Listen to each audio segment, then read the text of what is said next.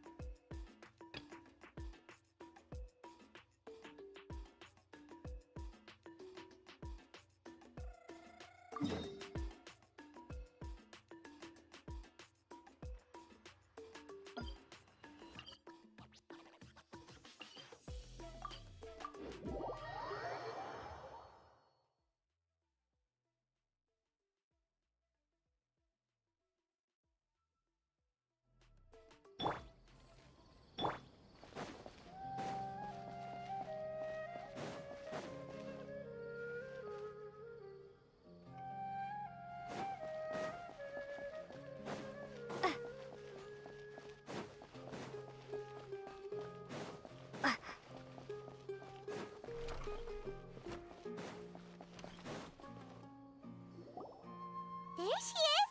Dunyarzad, we're back! Just as promised, Traveler and Paimon. I'm so glad that you two came back to celebrate Lesser Lord Kusanali's birthday.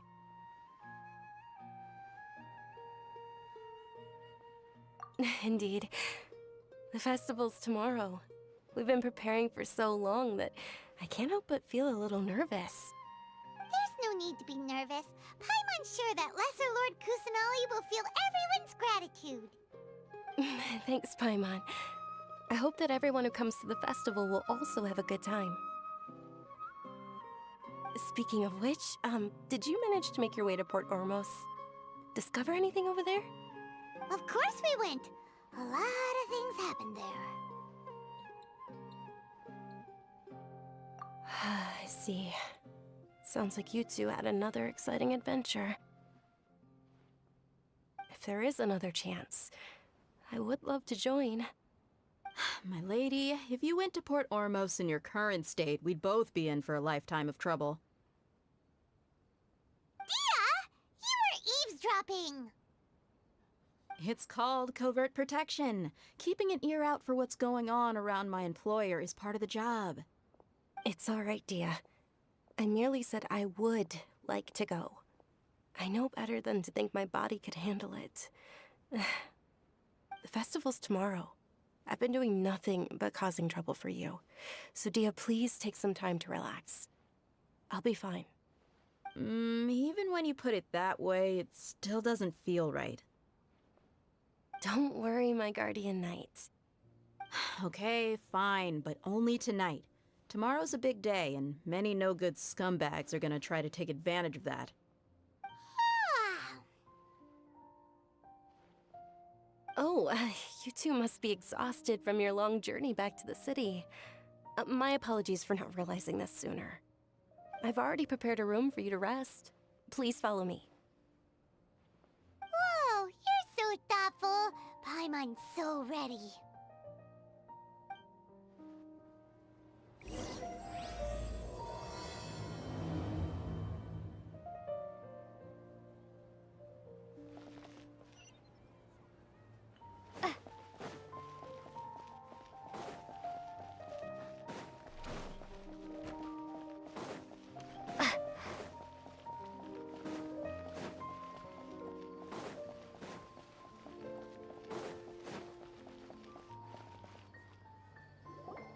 Here we are.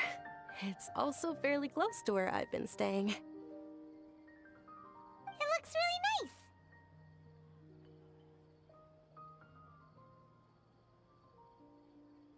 nice. Not at all. Just tell me more about your adventures when you next get the chance. That's Paimon's specialty. Paimon can tell you stories next time. Oh, if you don't mind, how about we all walk around together tomorrow? All of my friends will be working the festival, and Dia is still insisting on her covert protection. Yeah. It'll be pretty hard to relax and enjoy the festival if Dia's constantly hovering over you, right?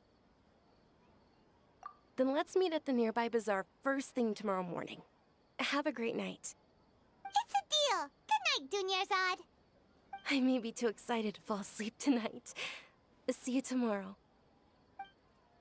Paimon's starting to really look forward to the Sub-Zero festival too. Will there be lots of yummy food? Oh, no.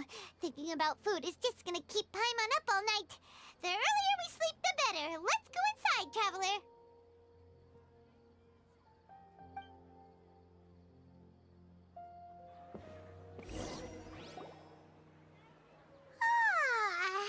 Did we oversleep?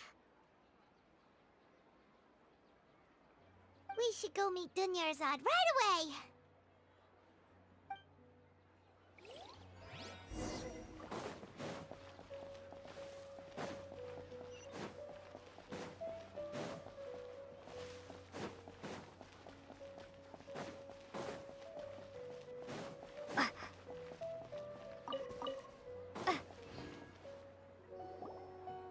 Traveler, Paimon, I've been waiting for you two. Good morning, Dunyarzad. We must have overslept a little bit. Not at all. I arrived early. Today is finally here. I must cherish every moment as if it were gold. You've worked so hard for this day. You gotta enjoy it to the fullest. You know it. It's just that, as expected, I had some trouble falling asleep last night.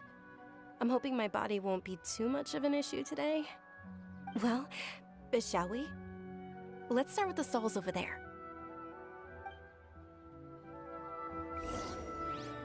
Many vendors came out of the blue to support the event, and they insisted on covering costs themselves.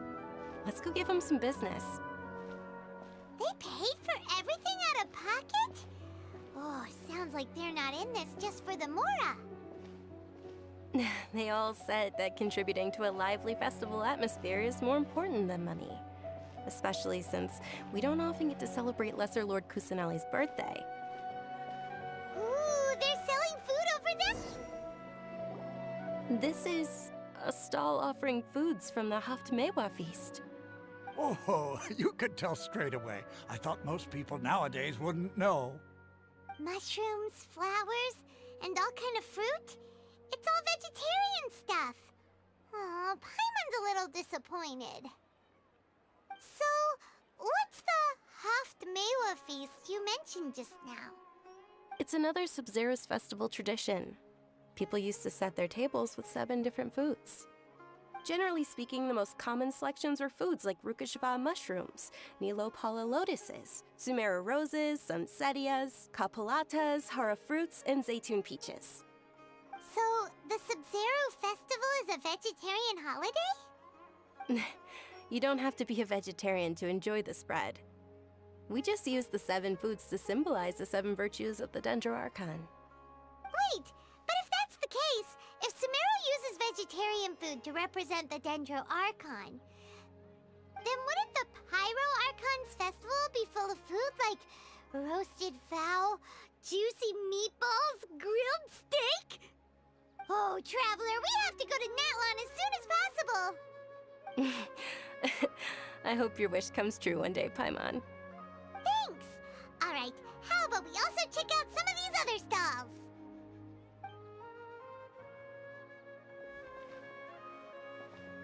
Dear customers, would you like to try your hand at alchemical divination? What's alchemical divination? Those two things sound like they'd be fun to try together. Right? I thought the same when I first heard about it. It is said to be a mysterious craft invented by none other than Lesser Lord Kusanali herself. So, how does it work? It's quite simple. After you give me any 2 alchemical reagents, I'll use them to perform a random transmutation. Sure sounds random. So random that it will probably fail. That is precisely what we need. After the transmutation fails, your one and only diviner here will interpret the remnants. Well, according to Lesser Lord Kusanali, everything is interconnected, and all that occurs can be traced back to fate. You could say this is a pearl of old wisdom. Why does everything sound so much more credible when Dunyarzad says it? Are you guys working together? So that's the true wisdom behind it. This young lady sure knows her stuff. So, how about it? Want to give it a try?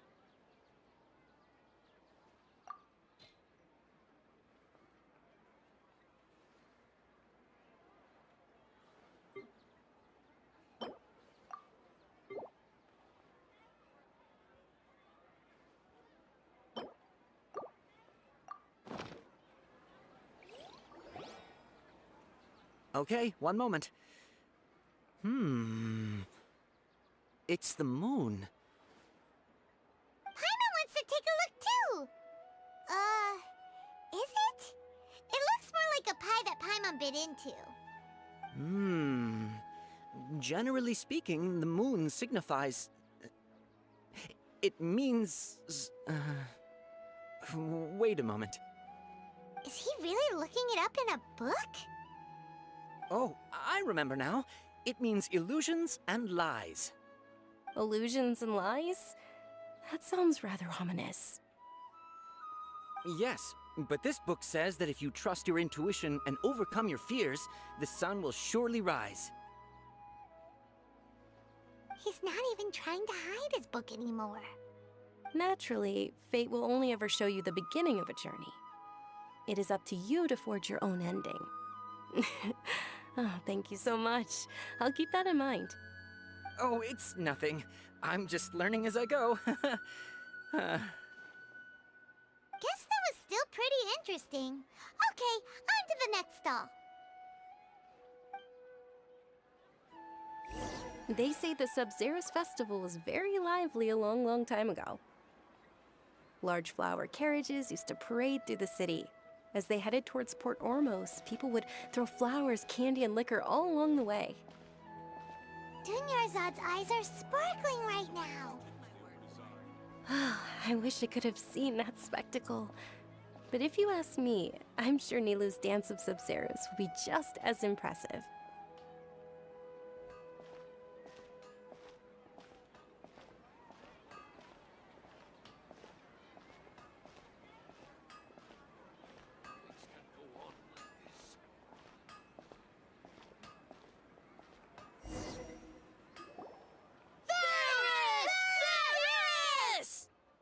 Attention! Soldiers, fall into formation if you want any Yalda candies.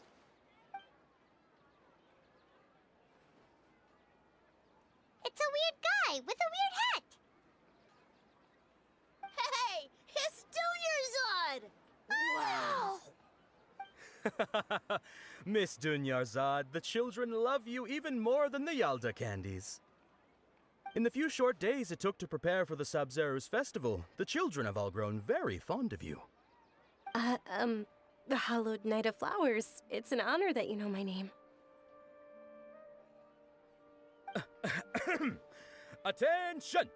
In the name of Ferris, the Knight of Flowers, I commend you on your contributions to the glorious Sub-Zerus festival. All right, little soldiers. Take your Yalda candies and don't forget your loyalty to Lesser Lord Kusanali. Dismissed! Yes, Knight Ferris! Just what is going on here? Ferris, the Night of Flowers, is another Sub-Zerus festival icon, and one immensely popular with children. In the past, the actor portraying Ferris would also sit on a flower carriage. It's all thanks to Miss Dunyarzad's sponsorship that the children can make such wonderful memories today. As are we to you, Vihar. Oh, not at all.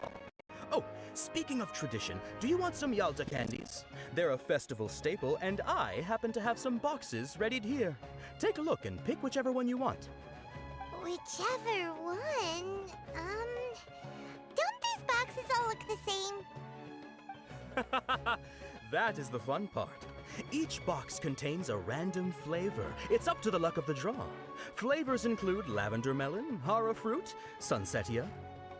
Ooh, those all sound pretty good. And there's also lizard tail and oni kabuto. Huh? What's up with those two flavors? Oni kabuto is a little spicier than lizard tail. Dunyarzad, you tried them before? Traveler, help Paimon pick one. Paimon wants the sunsetia flavor. It's all right. Paimon believes in you. I also believe in your intuition. Great. These boxes of candy are numbered 1 to 5 from left to right. Which one do you want?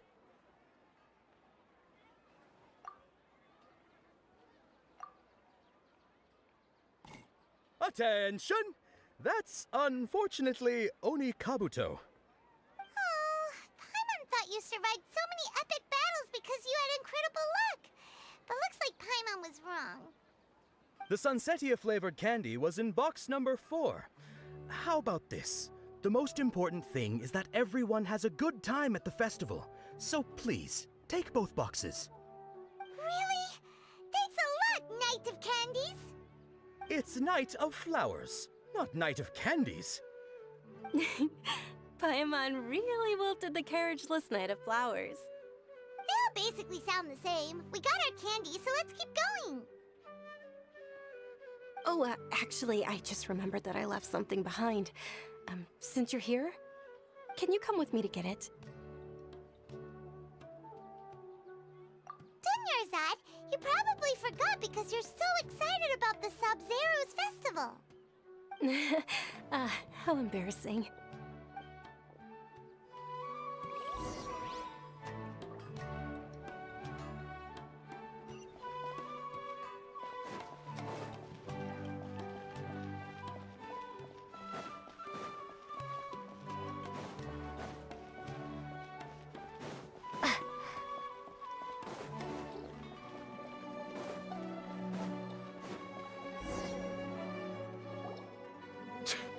We're too late. Who knew the little lady was such an early riser? I know, right? Hey, wait a minute. Pause. Isn't that her? Oh, that most certainly is. We're in luck. She's walking right into our clutches. Those Eremites don't look like they're up to any good. Who are you? I don't believe the Homayanis hired you. That's right. We haven't received any of their mora, but I wonder how much the Homayanis would shell out to get you back. They're a gang of kidnappers! Traveler, hurry and protect Dunyarzad! Hey, did you scumbags even consider that the Homayanis might have hired a merc that outclasses you? You're... Dia! Dia the Flame Mane! No wonder we mercs haven't heard anything about you for so long. You sold your unruly mane to the highest bidder. Don't speak so disrespectfully. My family started working with her as gratitude for her past kindness to us. Don't worry about it, my lady. Just some friendly banter between mercs. One punch and those rabid dogs will expose themselves for what they really are. Aren't your claws all dull by now? Don't get too cocky!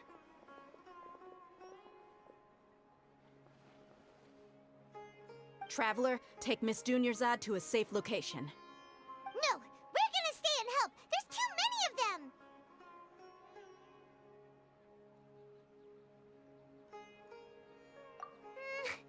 You're right. All right, fine.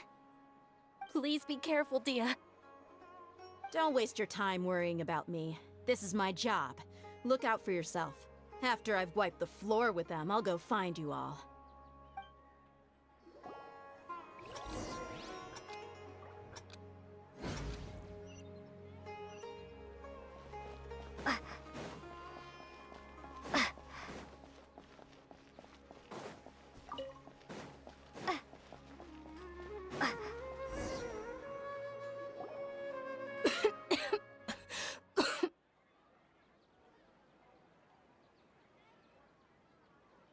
Dunyarzad, are you okay?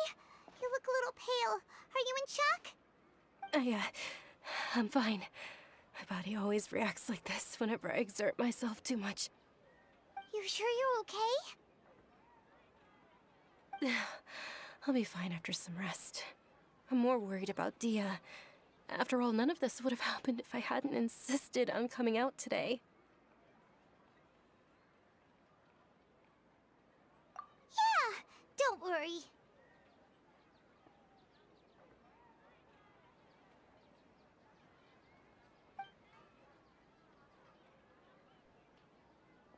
My lady, traveler, found ya. Dia! You took care of them so fast! Any more of them? Or rather, did anyone follow you? Dia, your arm! Oh, this? I'm fine. It's just a scratch. Normally, they wouldn't have been able to land a hit on me at all, but I'm still getting used to this new greatsword. Please, let me take a closer look. Come on, it's nothing. Us mercs aren't as fragile as you think. Hold on, you said something about a new greatsword. What happened to the one you were using before? About that. Well, I sold it, 'cause I was low on Mora. Stuff like this happens every now and then. It can't be. The anonymous donation that was used for the venue's final round of preparations?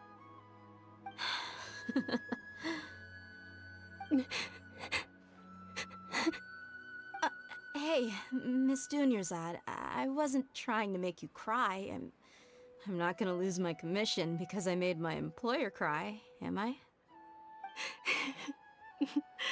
Okay, making your employer cry won't affect your commission, but selling your weapon without permission and getting hurt? I'll have to reevaluate your performance. You're so unreasonable, my lady.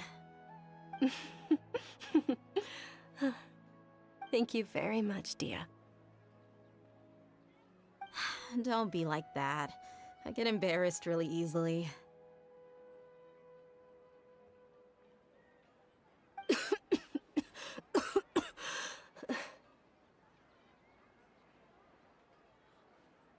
Are you feeling unwell again, Dunyarzad? My lady, your condition. Traveler, can you take her somewhere to rest? I'll look around the area to make sure we're safe from an ambush. Truly, I'm sorry for the trouble, everyone.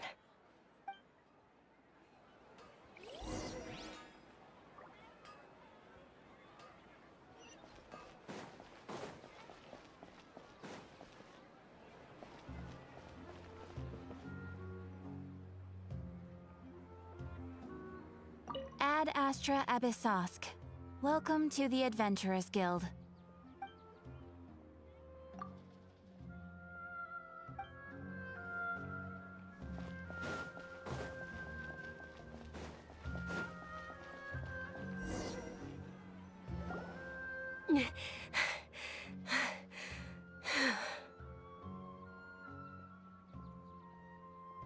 Are you feeling better, Dunyarzad?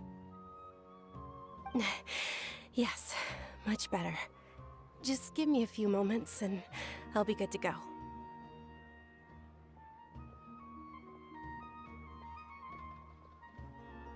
I didn't realize you were concerned about it. I guess I shouldn't continue to keep it a secret. I was actually born with Elazar. It's terminal now.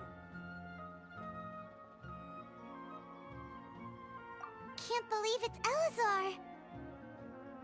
Oh, you've already heard of Elazar. In that case, you probably know about its severity.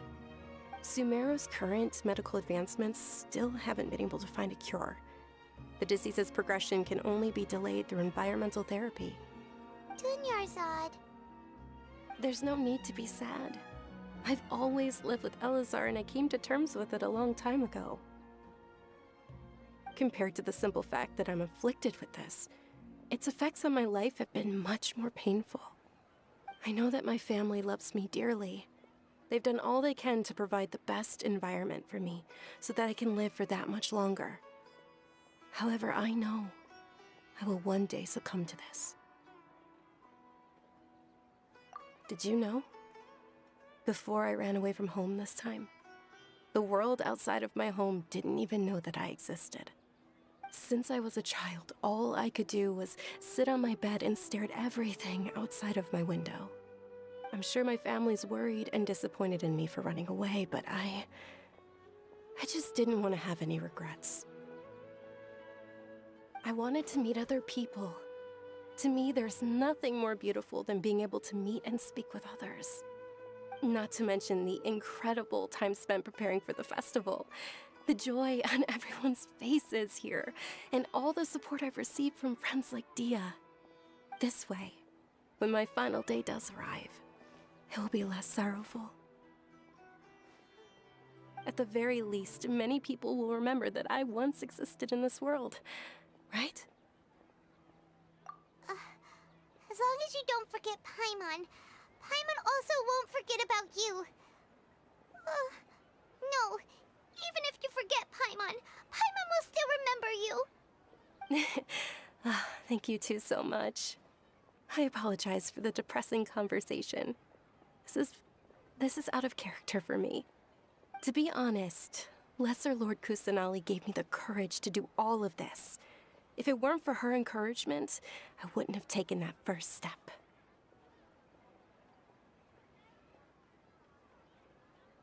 Thanks. There will always be frustrations in life, but I know that the point of living is not to leave behind any regrets. Oh, right. Isn't it almost time? Huh? Almost time for what? Isn't the Dance of Sub-Zeros about to begin?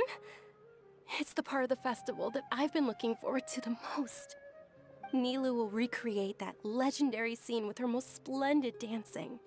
And the Sub-Zeros festival will conclude amid everyone's applause and blessings. And with that, my wish will also... Then what are we waiting for? Let's go to the stage! Yeah, we should still make it in time.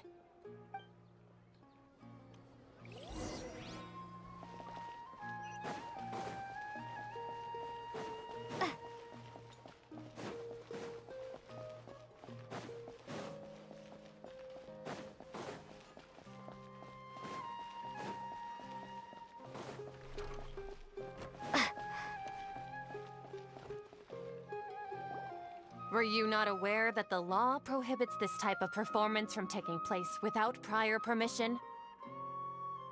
Over there! Someone's yelling at Nilu! I think I just saw the Academia's Grand Sage. Why is he here in person? But the Dance of Sub-Zeros is one of the key parts of the Sub-Zeros festival. If we can't perform it... The Sub-Zeros Festival. The law also prohibits the private hosting of large-scale religious festivals. Only the Academia can host such an event. If you continue to resist, we will have to order an investigation into every single event organizer. The Grand Sage has already granted you much leniency. I advise that you exercise tact. How did things turn out like this? The Academia was originally responsible for the Sub-Zeros festival, but they failed this responsibility for many years. I need to speak with them. This is a hard pill to swallow, but you're right. Things would only get worse. Art, dance. Aren't you ashamed of pursuing such frivolous and meaningless activities in this land of knowledge and reason? Our Archon created the utopia that is Sumeru City for all scholars who sought validity, verity, and truth, while people like you wish to defile it. No. I believe that our Archon never rejected the arts.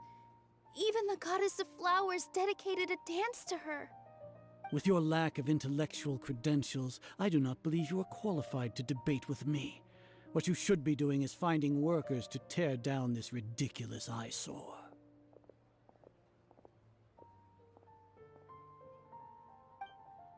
When we return, have the scribe draft an ordinance before the next Nyargarbaha Day that prohibits public art performances. We will announce it to the public later via the Akasha. Understood. I will inform him when I return.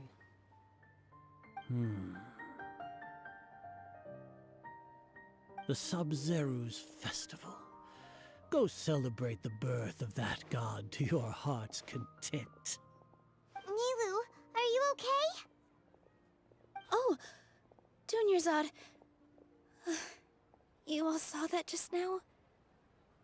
The Grand Sage ordered us to stop the performance. Yeah. Let's go somewhere the Academia can't find us and perform there. But how do we let everyone know? And what about the atmosphere on the stage?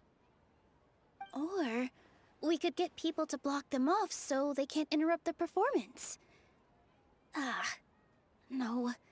They just threatened to investigate the organizers. If we were caught...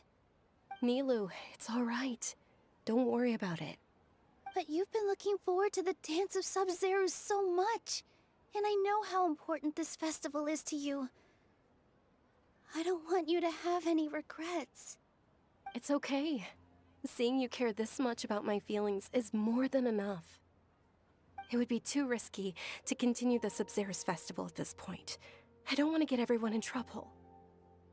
If you say so. But you can sneak out for the next Sub-Zero's festival, right? We'll make sure the next one is a smashing success. The next one. Yes. Okay. It's a promise. It will be a smashing success. Paimon can't believe this is how things turned out. Those heartless geezers. It really is okay. There's nothing we can do about it. Still, I'd be lying if I said I had no regrets. I would have loved to see Nilu's dance.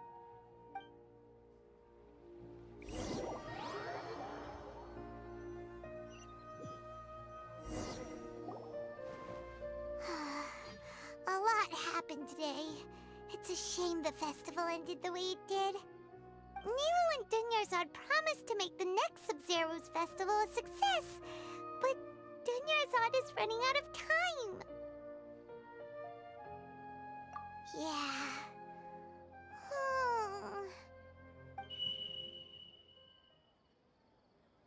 All connections have been secured to construct the most stable framework possible. The project has entered its most critical phase. Power has begun to flow from...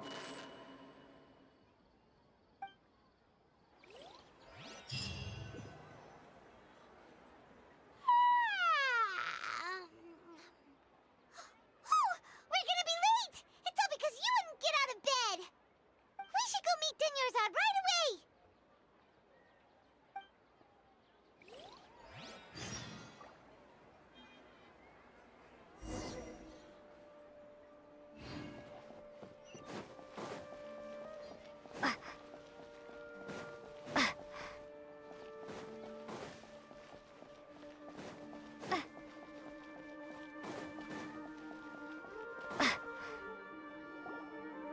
Good morning, Dunyarzad.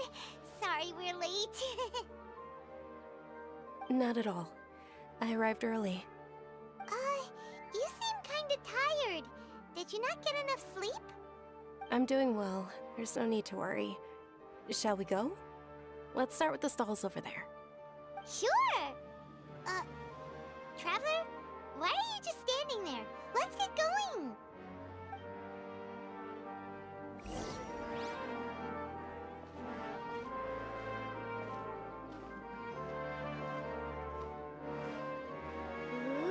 selling food over that way. Let's go take a look.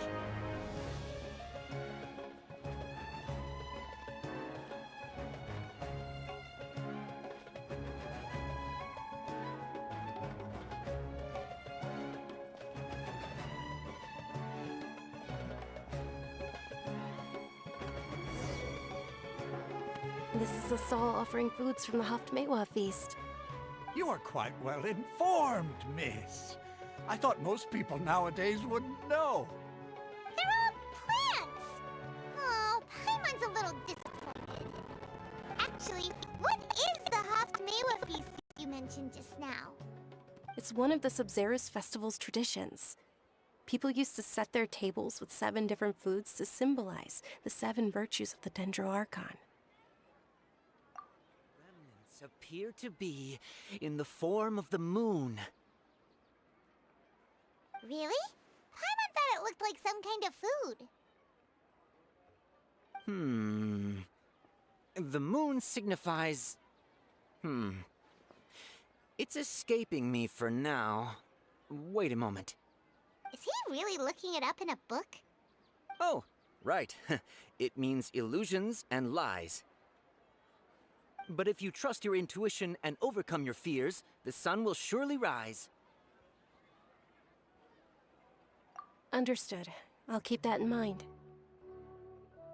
Oh, it's nothing. I'm just learning as I go. Guess that was still pretty interesting. Okay, on to the next stall.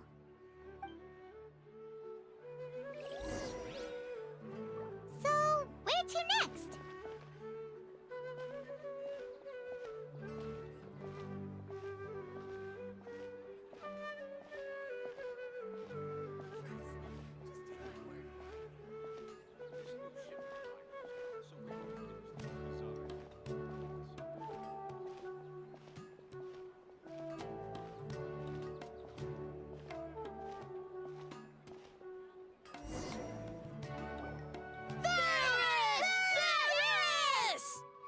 All right, soldiers. Now that you have your Yalda candies, don't forget your loyalty to Lesser Lord Kusanali.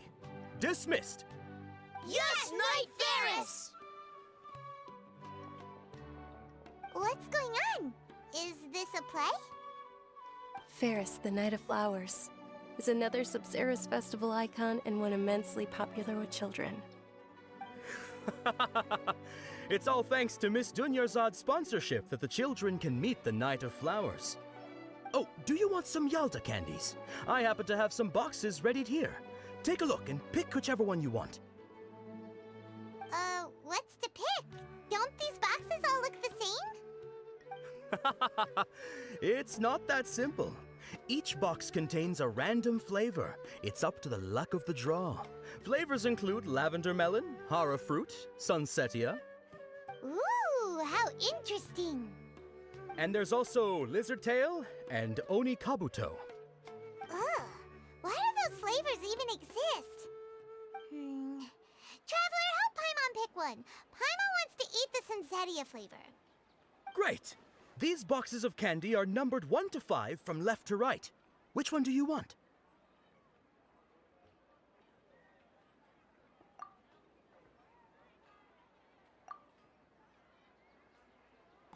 Ah, excellently chosen. Number 4 is indeed sunsetia.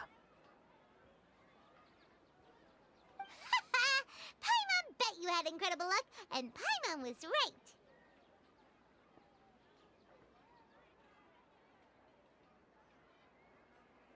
Huh? Are you saying that you instinctively chose the right box? But now that you mention it, Paimon also had the feeling you'd choose the right one. Is that kinda like what you felt? Maybe we didn't sleep very well last night. Or maybe we slept too much.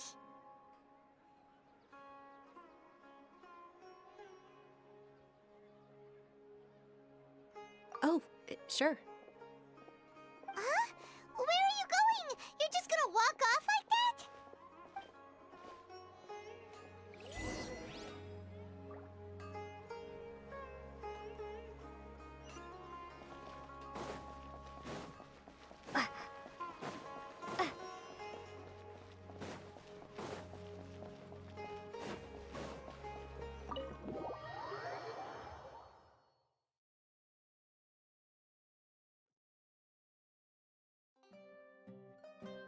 feeling of deja vu? Oh, Paimon knows what that is. It's when you feel like you've already experienced whatever is going on. In that case, Paimon also felt something like that today. But that's just our brains playing tricks on us, isn't it? So why'd you run here in such a hurry? So that's it! You're intentionally doing things you usually wouldn't and seeing if you still get that same feeling of deja vu. Welcome, you two! Are you here for lunch? What would you like to eat?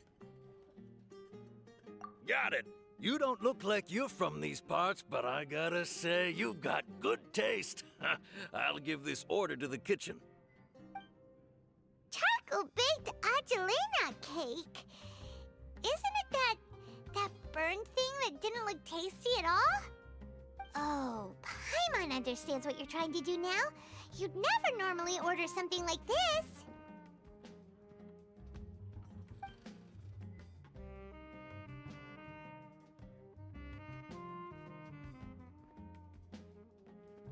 That thing? Are you really gonna eat it? Isn't this going a bit too far?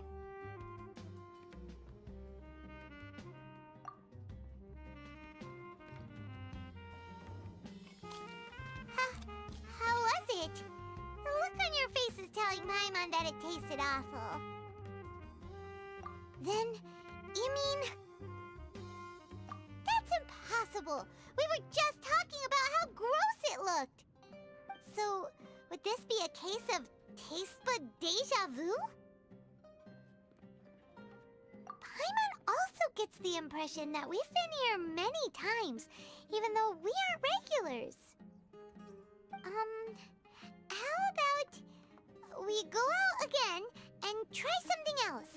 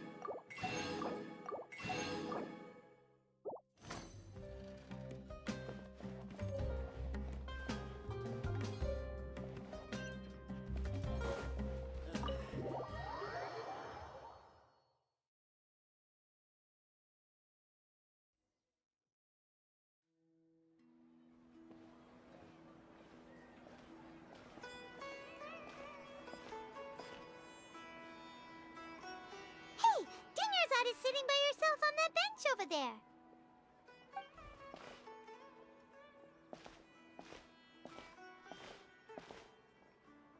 What a coincidence, Dunyarzad. We meet again. Why are you sitting here all by yourself? Oh, I ran into some kidnappers just now, but thankfully Dia came to my rescue. I started to feel unwell after that, so I sat down here. Kidnappers? Oh my goodness, are you hurt? I'm okay. Dia's arm got scratched, but it isn't serious. Whew. That's a big relief. But, Dunyarzad, you seem a little down today. It's the Sub-Zero's festival, and you've been looking forward to it so much. Not at all. I've always been like this. Excessive physical exertion or strong emotions tend to aggravate my illness. Besides, no matter how amazing today may be, it is but a single day. After however many more days, my time will come to an end. Paimon doesn't quite follow you, and Paimon feels like something's really got you down right now. It really is fine. I don't mind. Huh? Did something happen? Dunyarzad, have you ever felt deja vu? You know, like when you've already experienced something that's happening right now? Deja vu? No.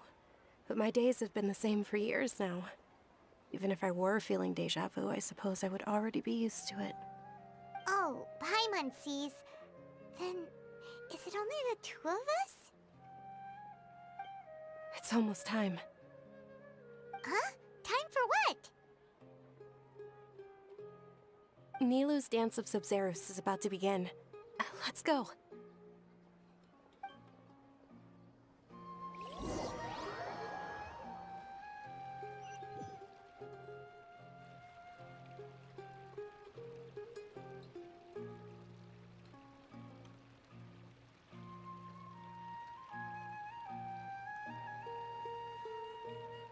With your lack of intellectual credentials, I do not believe you are qualified to debate with me.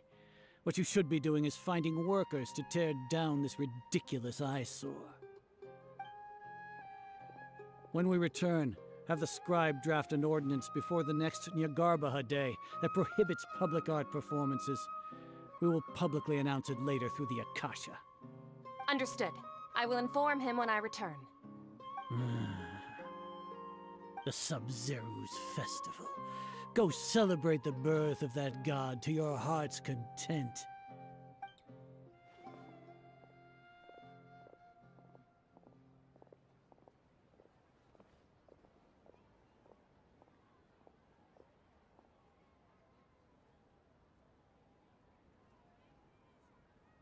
Nilou, are you okay?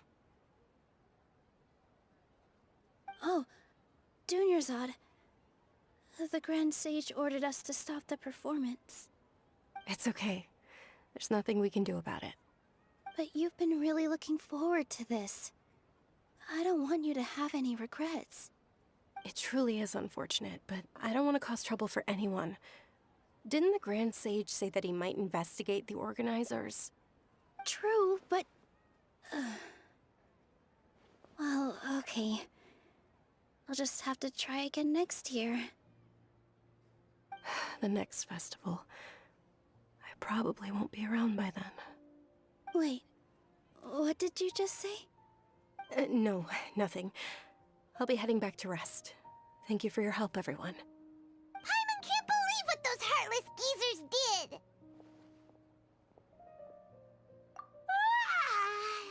Did Dunyarzad already go back? We should also return and get some sleep.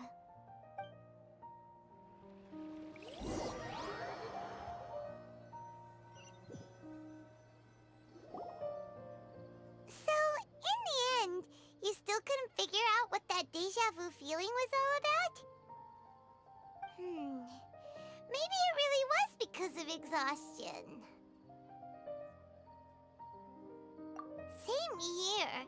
That's why Paimon stopped thinking about it halfway through the day. Then, how about we settle in and get a good night's sleep? For now, we can chalk things up to exhaustion.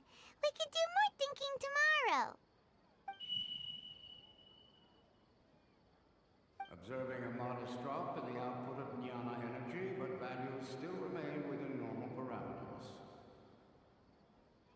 Continue to monitor for variances in the data and find the cause as soon as possible.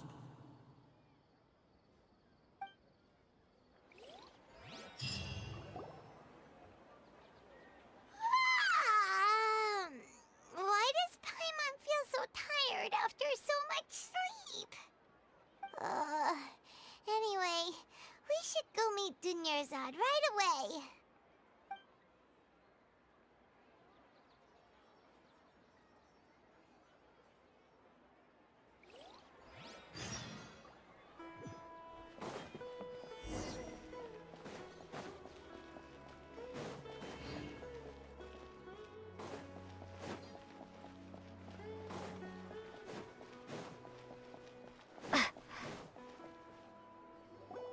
Good morning, Dunyarzad.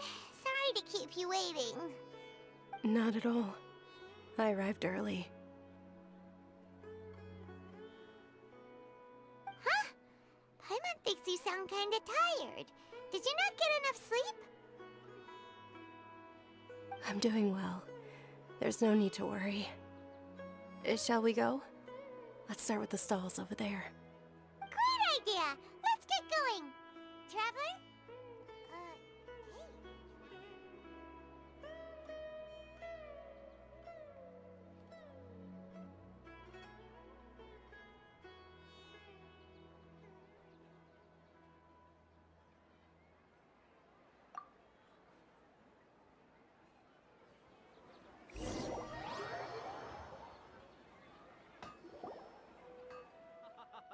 It's all thanks to Miss Dunyarzad's sponsorship that the children can enjoy the Sub-Zero's festival.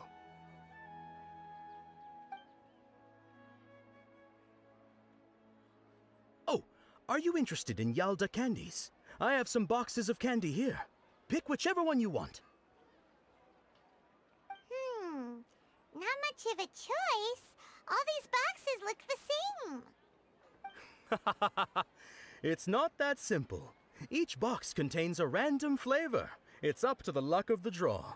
Flavors include lavender melon, hara fruit, sunsetia. They all sound pretty tasty. And there's also lizard tail and oni kabuto. Huh? What were those last two? She'll help me choose. Paimon wants to eat the sunsetia flavor. No problem. These boxes of candy are numbered 1 to 5 from left to right. Which one do you want?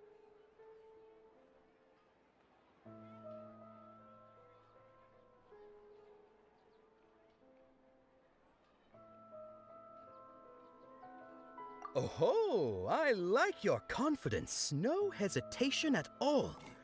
Oh, congratulations! Number 4 is indeed Sunsetia.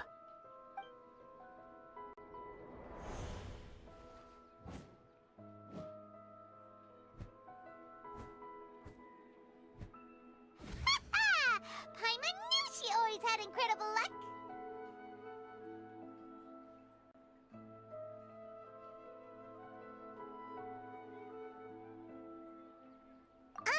Paimon's not really interested in the other flavors. Wait. How did you know? Don't tell me that you already knew which flavor was in each box. What? She was right about all of them? That couldn't have been luck. How is this possible? I packed all those boxes this morning and they've been sealed ever since. You couldn't have known beforehand. Mind reading? X-ray vision? Or some kind of magic trick? This is way too freaky. Tell us what's going on! Since when did you get superpowers? Traveler?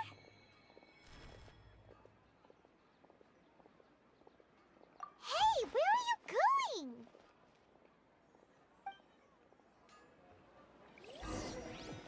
What's going on? Did you see something?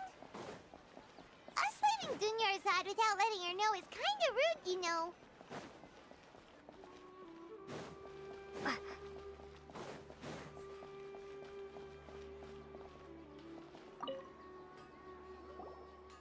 Attention! Any more requests, young soldiers?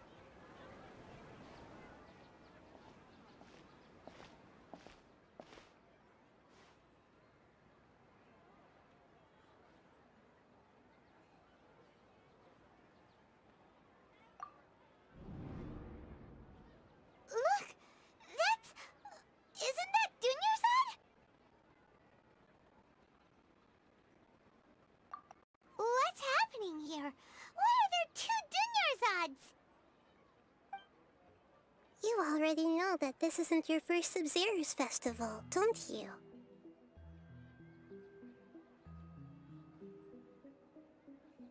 I'm sure you already know how to use this. A knowledge capsule? Where did you get it?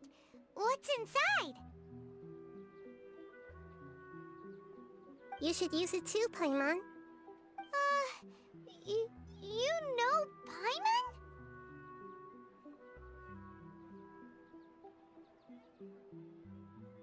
Well, this seems kinda sketchy, but Paimon feels like this is what we should do.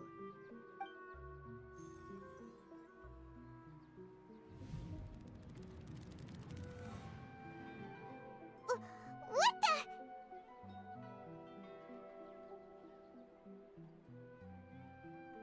This is our 20th time at the Sub-Zero's festival? Huh? No. The 30th? 40th? Just how many times have we been to the Sub-Zero's festival? Have we been trapped in a single day?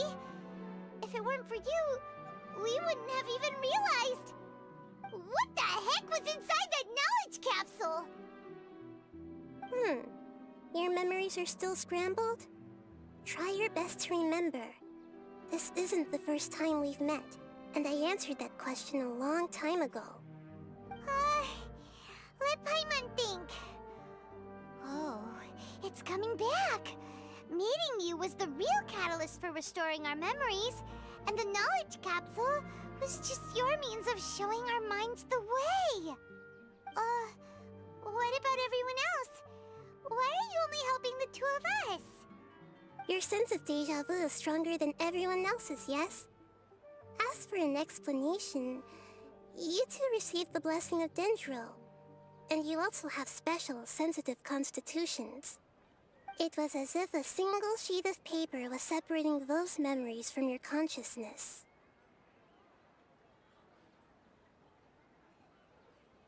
A familiar question. I think this is the 7th time you asked that. As you can see, she isn't doing well.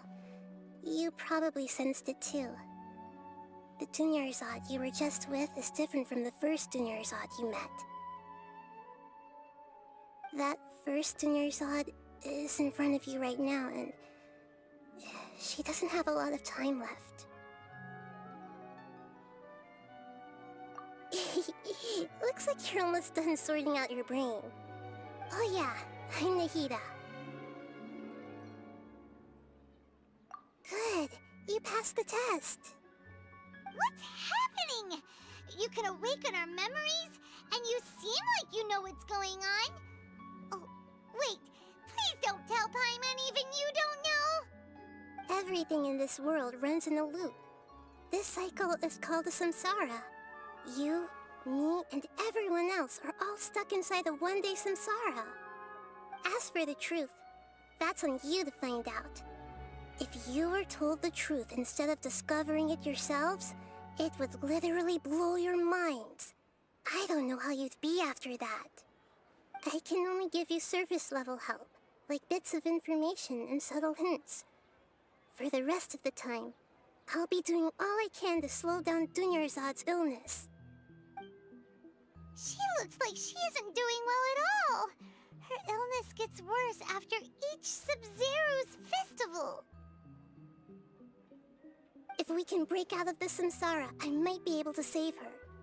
But as things are right now, she's just a small bird in the sky that's about to lose its last feathers. All I can do is raise a gale to delay her fall. You sure love to use weird analogies. Analogies are wonderful tools. They let you use existing knowledge to understand unfamiliar things. Okay, so, with what you know so far, what do you think the truth is?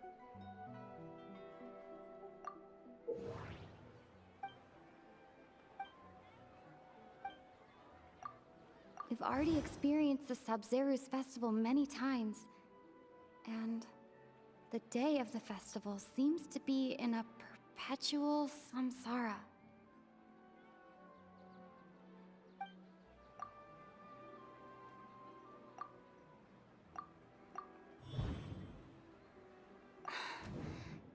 should be it. The flow of time is endlessly cycling within one single day. A time loop. You've given similarly wrong answers in the past. A pity. Still the wrong answer? Paimon thought that made a lot of sense. It feels like time's just repeating itself. A simple time loop can't explain some of the phenomena. You two are still missing a lot of information. Unfortunately, I can't give you any more hints.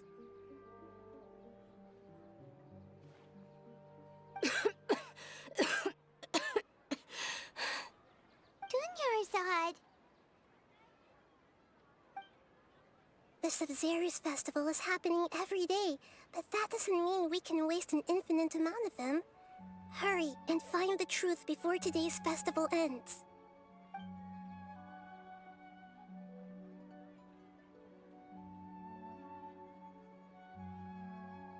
Let's think about our current situation.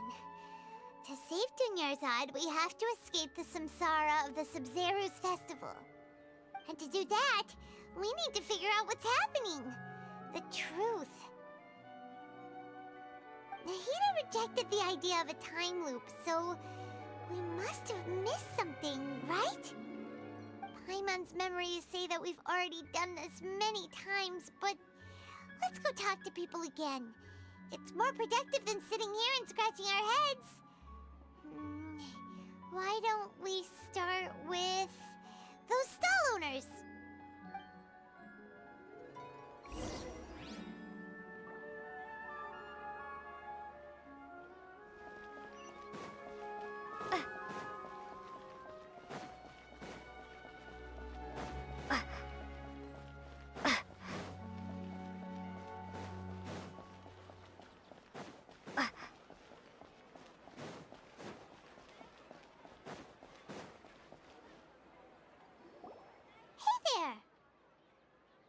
Hey, it's you guys again.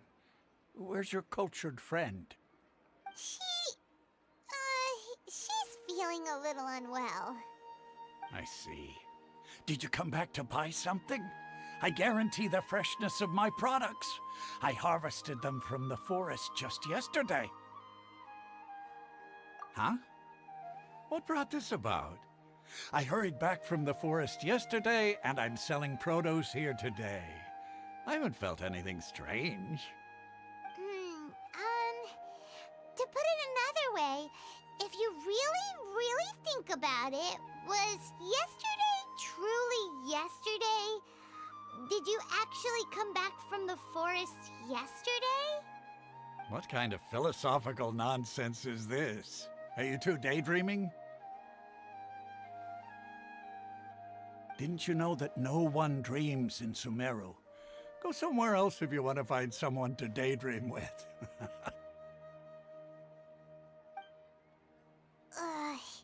He actually has a point.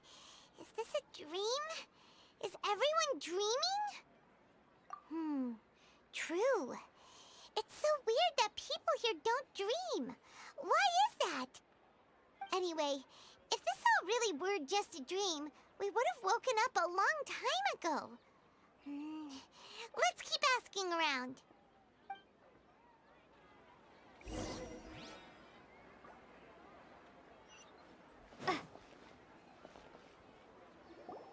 Oh, it's you two.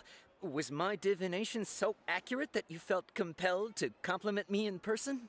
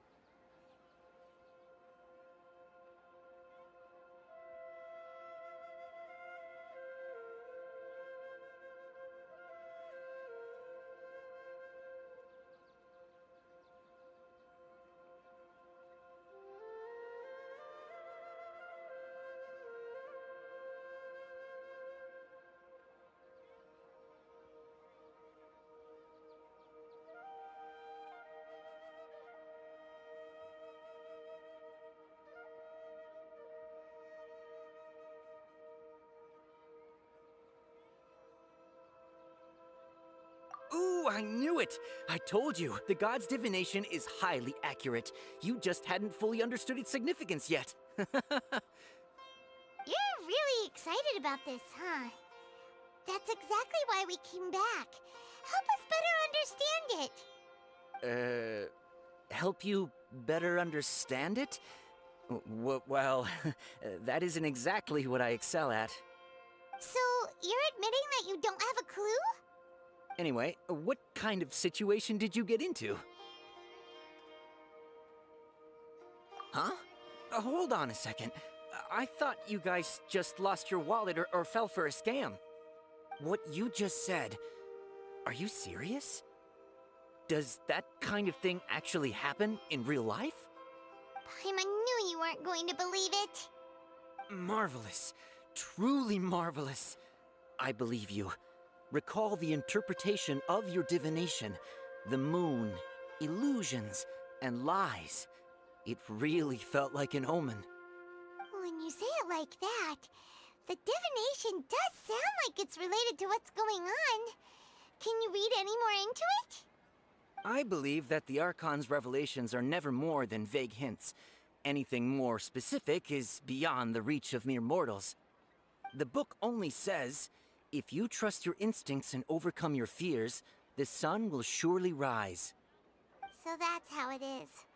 Looks like fortune-telling is just fortune-telling. It's no good for practical problems. We haven't made any progress. Who else can we talk to?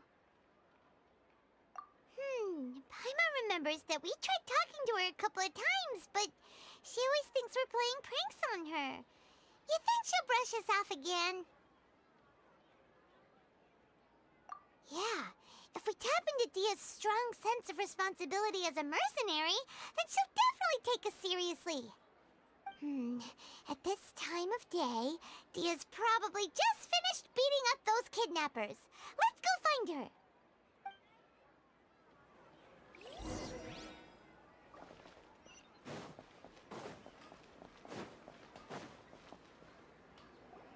I'm fine, my lady. It's just a scratch. Perfect timing. Both of you are here. Paimon, Traveler, you came at just the right time. Listen, there was a dangerous Huh? You saw? Then why didn't you jump in earlier? If someone was protecting Miss Dunyarzad, I could've went all out. Anyway, can you do something for me? You want the Traveler to take Dunyarzad somewhere to rest up while you check to see if there's still any kidnappers around. Did Paimon get that right? How did you know what I was going to say? We need to say something convincing. Dia sold her greatsword to raise additional funds. And then she was injured because she wasn't used to her new weapon. Tell her, Traveler!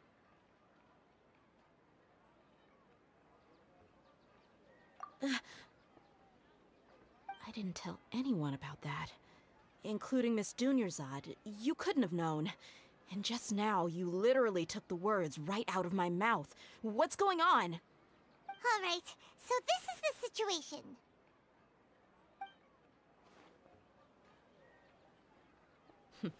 It's kinda hard to believe what you just told me. First, let me make something clear. Most of us desert dwellers might not be the scholarly type, but we do have basic common sense. She's quieter than usual. Uninterested in anything and really gloomy. Yeah, she isn't the same as before, but her parents said that this is how she was like at first. Huh? At first? I don't quite understand what you're all talking about. I'll go rest on the bench over there. My lady, are you angry?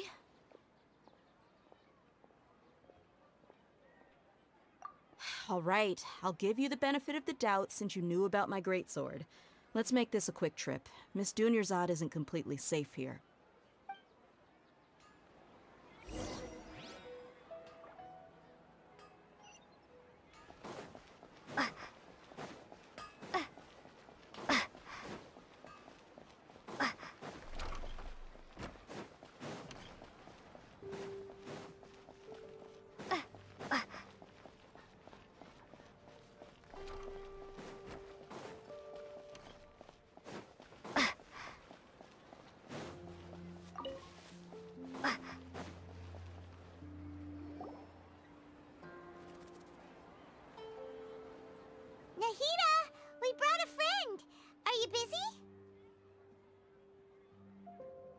thought I told you that it won't help to bring anyone here. We just wanted her to see the real Dunyarzad's condition. The real Dunyarzad? Where and who are you talking to? Huh? I told you that you two are special. Other people can't see me or Miss Dunyarzad here.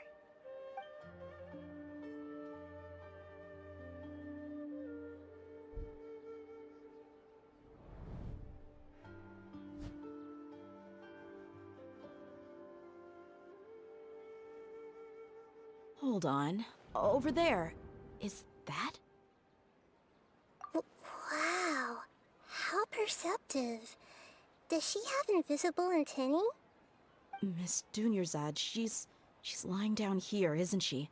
How's she doing? Her condition's really bad, and she's basically in a coma. How did you know she was here? I can sense her aura. There are also lingering feelings of something like regret or disappointment. What happened? Do you believe us now? The Sub-Zero's festival has been repeating itself. So, you think the sages are behind this? Yeah, they've always been against us. Wouldn't surprise me if they're using the Akasha to intentionally repeat the Sub-Zero's festival as a sick joke. You have a point. Aside from the Dendro Archon, the Academia's sages are the only ones in Sumeru who could pull off something like this. Maybe there's more to the Akasha than we know.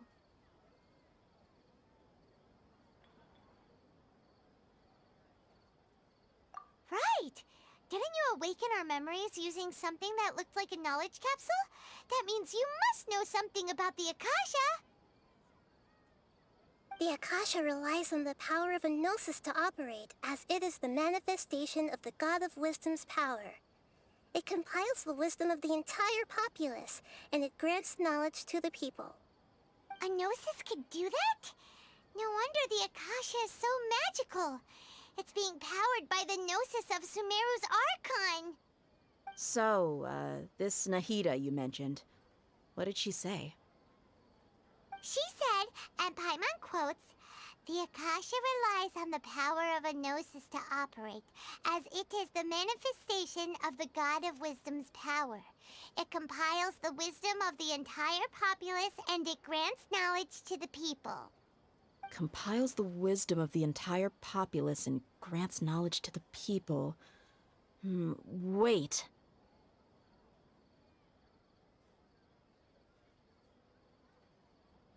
I get the grants knowledge part.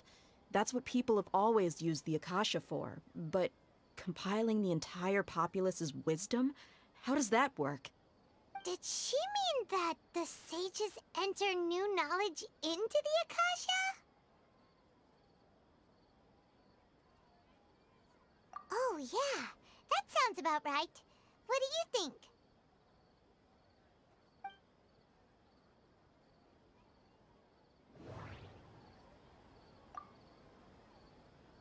Okay, Nahida said, the Akasha relies on the power of a gnosis to operate, as it is the manifestation of the God of Wisdom's power. It compiles the wisdom of the entire populace, and it grants knowledge to the people.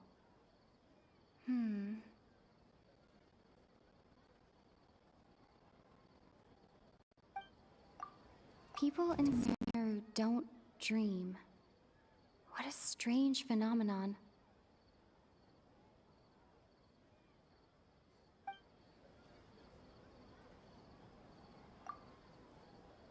That doesn't sound right. That doesn't sound right. I need to carefully think things through. My mind feels exhausted, even though I haven't done too much thinking. What is going on? What's happening right now seems to have happened before. This feeling has been getting stronger and stronger. That That doesn't sound right. I need to... You mean the Akasha is causing our mental fatigue? Huh. Now that I think about it, my head's been feeling unusually heavy. When the desert dwellers set off on their quest for knowledge, a sage once said, knowledge always comes at a price. Compiling the entire country's knowledge.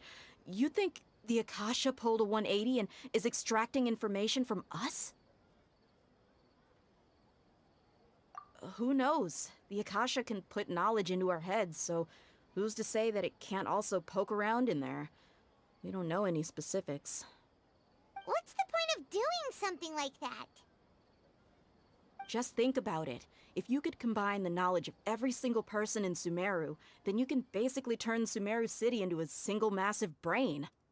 This hive mind could make breakthroughs in problems that even the smartest geniuses can't crack. An excellent deduction. And the analogy comparing Sumeru City to a massive brain? I love it. In that case, we should take off our Akasha terminals right away. Maybe that'll solve this problem. Yeah, I was only wearing this for show in the first place. Didn't expect the sages to cook up such a conspiracy. Mark my words, when this is over, I'm getting evidence and exposing this whole thing to the public. How does everyone feel? Huh? What is it? Oh, that! Paimon knows what you're talking about. It's a single soft beep that sounds like it's coming from the Akasha terminal. The sound of a beep. Could it be a prompt tone for when the Akasha is operating? That's probably an important clue. We weren't using our terminals, but we heard a beep anyway.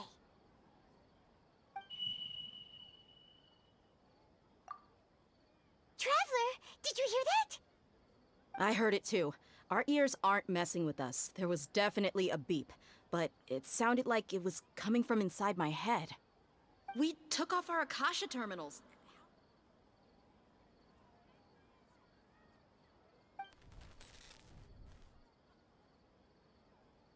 Phase runtime has exceeded its expected length. At this rate, there may be casualties. But we cannot lose all of our progress.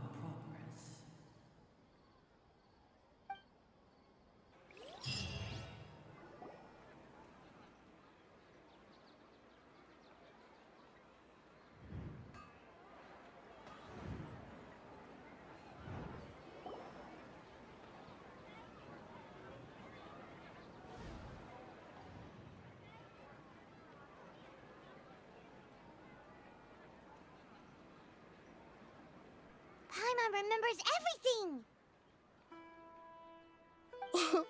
Good. You adapted quickly this time. We definitely took off our Akasha terminals last night, but we still heard that beep. Why is that? But now we can at least confirm one thing. The Akasha definitely has something to do with whatever's trapping us in this cycle. Oh, Paimon doesn't get it. Why would the Akasha go this far if all it wants is everybody's wisdom? It's extremely difficult for lab rats in an experiment to understand why they're being treated the way they are.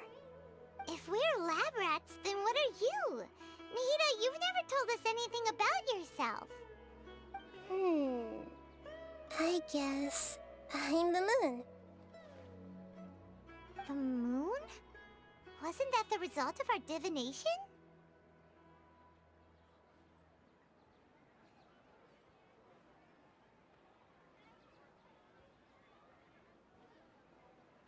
Anyway, knowing who I am won't help you get closer to the truth, so you should focus on other things.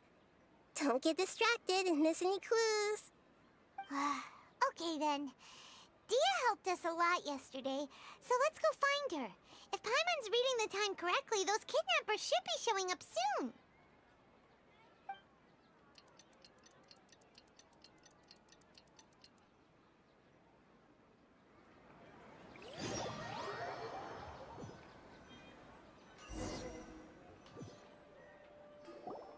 Ah, there you are. I've already taken care of those kidnappers. My lady, did you get hurt? Dia? What's wrong? Why are you both gawking at me like that? You didn't get hurt this time. Huh? What do you mean this time? Why are you so surprised that I managed to get out unscathed? Those kids were amateurs.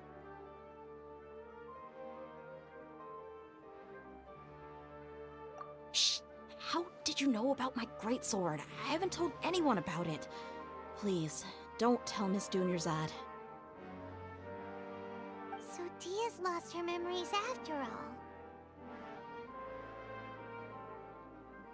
Anything strange? You already know that I got a new greatsword.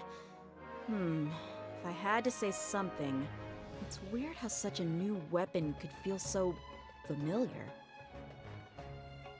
It's as if I've already used it to fight a countless number of battles. You're saying that although you don't remember using it, your body feels like it does? That's right. Both mercenaries and warriors heavily rely on muscle memory. Only knowing the theory of battle won't get you anywhere. Traveler, what do you think?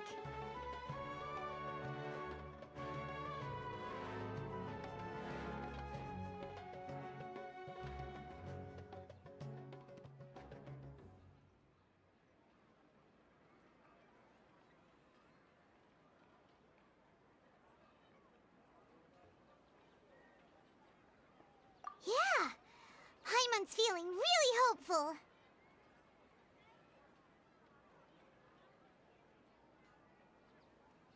Oh, you're right!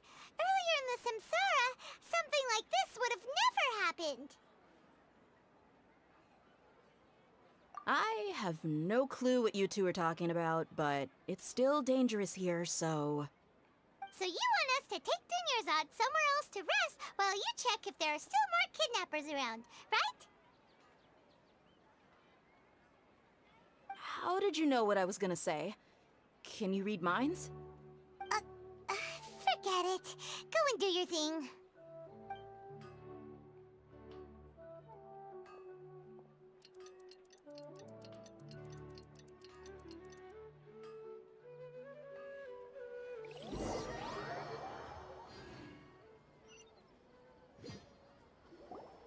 Whew. It's finally nighttime.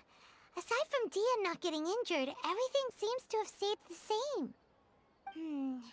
Listen, Nahida, we found out that Dia got out just fine today, even though she got injured every other time she fought the kidnappers. Do you think the samsara has been broken? Have we saved Dunyarzad? Really? Good job on all that progress. Get some good sleep tonight. Hey, what kind of an answer is that? Tomorrow will come. Everyone assumes this is common knowledge, but the only way you can know that for sure is if you experience tomorrow. How many todays has it been? Is it possible that today will be followed by yesterday? Does tomorrow truly exist as anything beyond a made-up concept? It's even possible that this entire world is a lie, and the history of the whole world has just been one endless Sub-Zero's festival. Okay, no more. Paimon's brain is already shut down. That's why it makes no sense to waste your energy thinking about things you will learn tomorrow. Get some good rest. You know, use the bathroom and flush your anxiety dookie away. Huh? Hold on, what did you just say? Did Paimon hear you correctly? Huh? People always say they feel a sense of relief after they take a duk-duk. That's why I suggested you could try that. Is that so strange?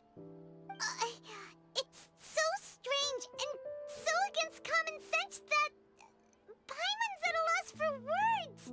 You were sounding kind of smart just a minute ago. Yeah, even though it's happy and lively at the Sub-Zero's festival every day, it feels like it's been a long time since we've really gotten to relax. Let's go back to our room.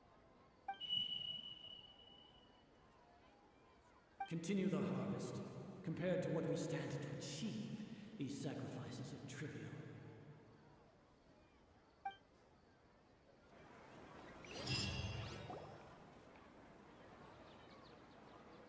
We're still in the same day!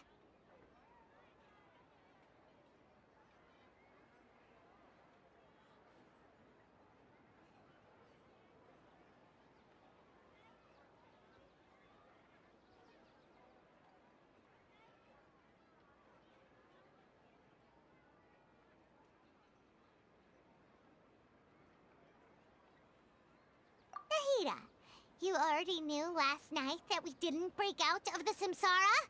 Why did you tell us? Would there have been a point? You would have spent the night with new worries, with tomorrow still out of reach. In that case, you might as well rest within that brief moment of hope. An opportunity like that doesn't come by often, and I thought it might help you clear your minds. Paimon thought the Duke did that! Whatever. Guess you were looking out for us after all. Of course. In the time we've been together, you two have been everything to me. Paimon's flattered and everything, but maybe you're taking things a little fast. What I mean is, even though I had asked you to solve this puzzle, you two are still the only ones who can see me and sense my presence. In other words, if you weren't here, I may as well not exist. That's why you two have been everything to me. Get it? Nahida's talking about confusing stuff again. Anyway, that's enough chit-chat. So, Traveler, did the new clues yesterday help you gain a new understanding of the situation? Huh?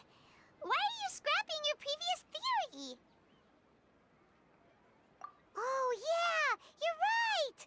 Gosh, how did we not notice that? In a simple time loop, people's physical conditions should also reset. So, what's your new hypothesis?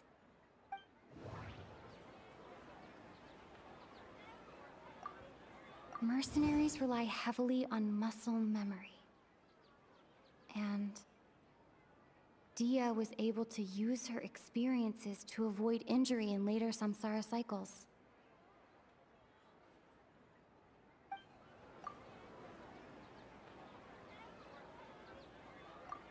I can't seem to cohesively piece everything together.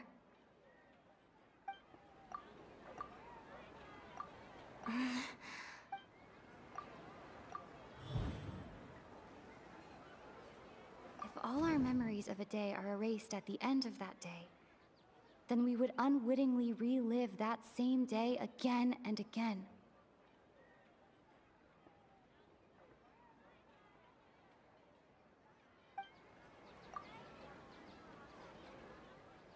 Oh!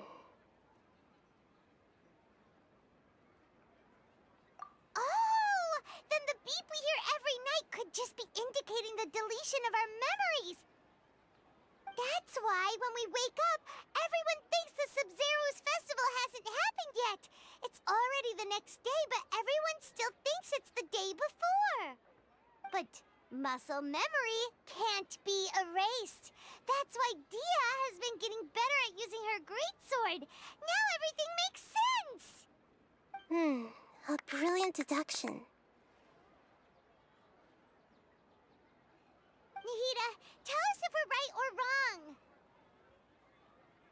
To put it simply, it's as if you've mistaken a pyro crystal fly for a firefly in the night. You lost sight of its true nature because you focused too much on your perception that it glows. That isn't simple at all!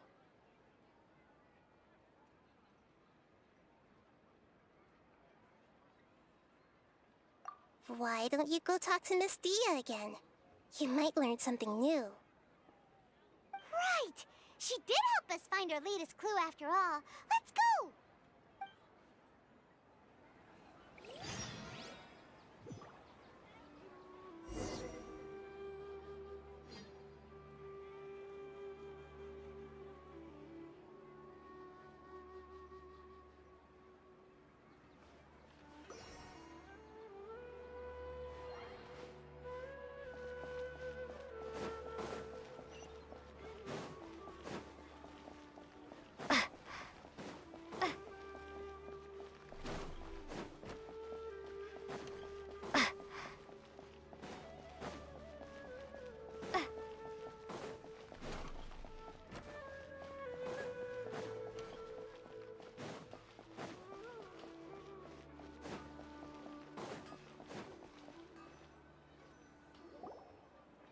There you are. Really took me a while to find you. As expected, Dia also didn't get hurt today.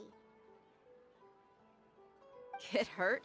Why would I? Don't underestimate me. Well, you're still getting used to your new greatsword. Huh. Truth be told, I also think it's pretty strange. It just suddenly felt so familiar in my hands and... wait a second! How did you know I got a new greatsword to begin with? I didn't tell anyone about it. Traveler, could you explain the situation to her today? Paimon's gotten a little sick of doing it.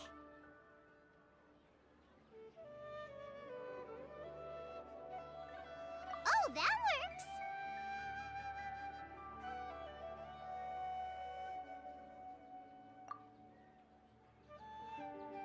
What happened to you guys while I was gone? Did you get brainwashed by some cult? Don't think too hard about it. Just take what we're saying at face value. Alright then, let me get this straight. You're telling me that my body's already gotten used to this greatsword, but my brain just doesn't remember it? Yes, your memory's being erased every day. Then I'd have to disagree. That's impossible. Oh? Why do you think that? If we've actually been reliving the Sabzeruz festival day after day, then what happened to the things we used, the money we spent, the food we ate? Common sense says my wallet should have emptied itself a long time ago. There's no way I wouldn't have noticed that.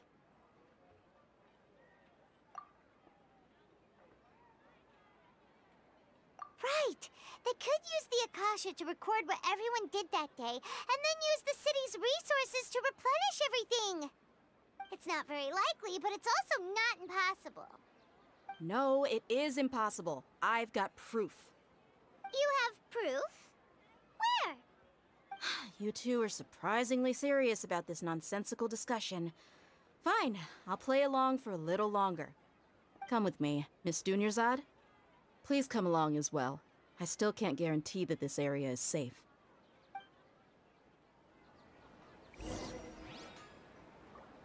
Paimon can't believe it's Dia who wants to show us something this time. 2 days ago, we were the ones taking her to see Dunyarzad.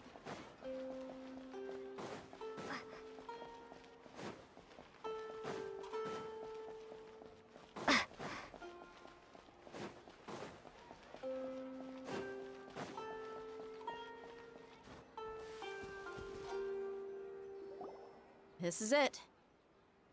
Huh? This is a wooden training dummy. What about it? See those marks on the dummy? Those are the result of several days' worth of practice. Let's say the sages didn't replace it every day. Shouldn't it be hacked to pieces by now? That's true, but what if they did? Then the sages would have had to reproduce every mark I left during previous training sessions. I'm a professional fighter. My martial school has always emphasized the importance of refined control. The force, angle, and entry point of each strike is calculated and deliberate. That's why I remember every mark on the dummy, as well as my state of mind as I made each strike. It's just as they say, each swordsman has their own unique style, and even the same swordsman can't make the same cut twice. It would be impossible to copy these marks. Is it really impossible? What if they use some fancy machine to carve every single mark? People often say that a camera's photo can never replace an artist's painting because the former has no spirit to it. The same thing applies here. At a mere glance, I can differentiate carved marks from the results of combat training.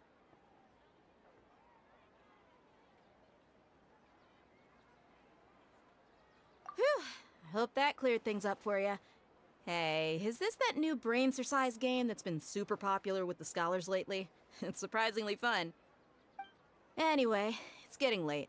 I should escort Miss Dunyarzad to Nilu's stage. See you later. Well, back to square one. Is our memory deletion theory also wrong? But at least we've reached some other conclusions in the meantime.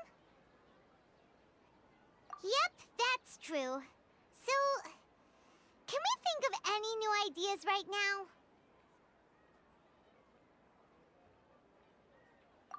Strange? Paimon feels like everything's been strange lately. Huh? Leaving the city? You're right! It's really strange how we never thought of such a simple solution! Many things should become clear if we can confirm the flow of time outside of the city. Paimon can't believe it! Did we miss this because we're tunnel visioning too hard on our other theories? Or because we're just too tired? How about we go back and ask Nahida? Maybe we've forgotten something about leaving the city.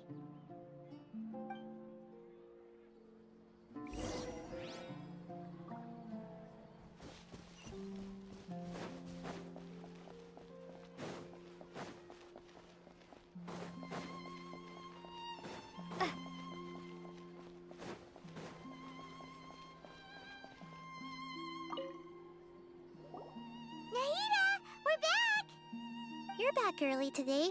Did you find something new? Sort of. We're mostly sure now that we're not in a time loop. And we also aren't in the real world. But at the same time, we have a new question. Leaving the city. As far as I remember, you've mentioned your plans to do that twice before. We did? But we don't remember anything. What happened after we talked about those plans? What did we say when we got back? Let me think. I don't think you ever actually told me what the outcome was. Oh, it's probably more accurate to say that both times you never came back the whole night. But you two sometimes stay out the entire night anyway, so at the time, I didn't think too much about it. It is true that sometimes we lose track of time during our investigations. Before we know it, it'll already be the next day. But still, neither of us remember anything about leaving town. Really? That's kinda strange. In theory, I should have already awakened all your memories.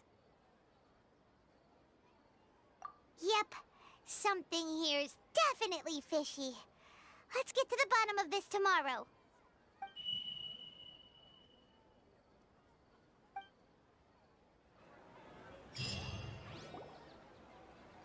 Our memories are back!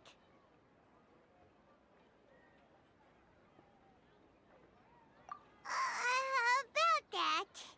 Well, where should Paimon begin?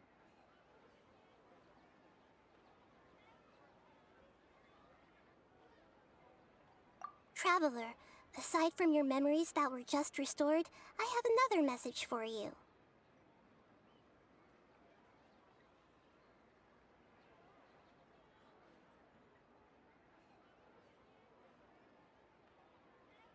Listen to it and you'll understand. Can't go back. There are countless spaces here. Our Sub-Zero's festival in Sumeru City is just one of them.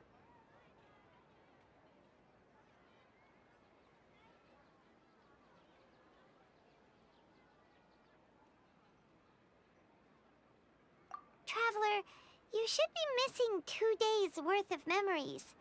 Paimon will fill you in.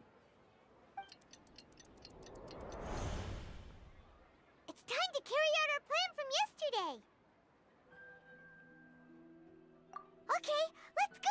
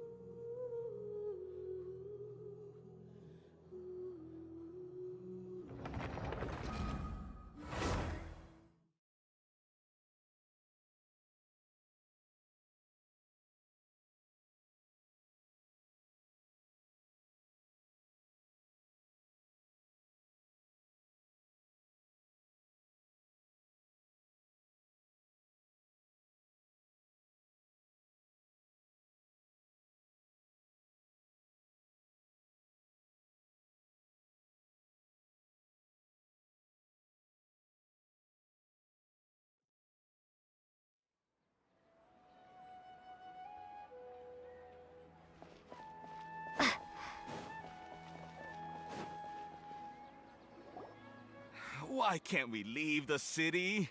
What is the Academia up to now?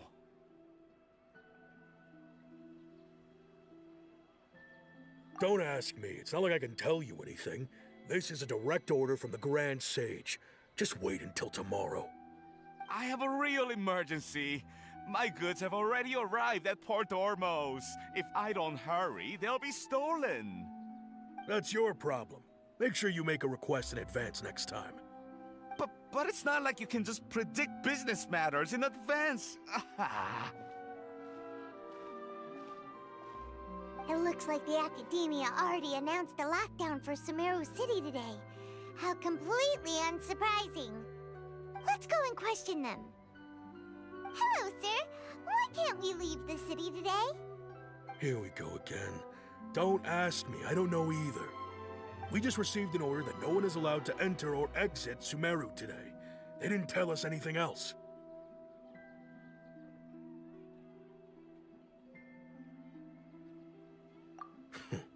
Angering me won't get you anywhere. If I had that kind of insider info, I would have left this stupid post long ago. It looks like he really doesn't know. If we can't get anything out of him, let's take matters into our own hands. Why don't we climb over the walls? Those guards can't be everywhere at once. This is a good spot, and the guard hasn't noticed us at all. Let's hurry! Huh? Why? Are you going to leave Paimon behind? But what if things get really weird out there and you get into some trouble? Then Paimon won't be able to help you. Oh, Paimon knows that Paimon can't do much, but we've always been together, haven't we?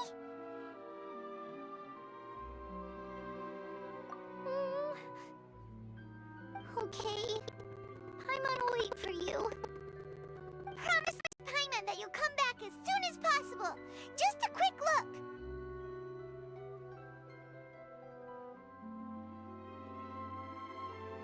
And please, be careful.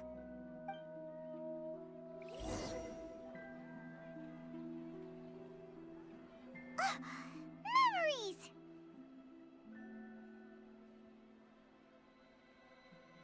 Traveler!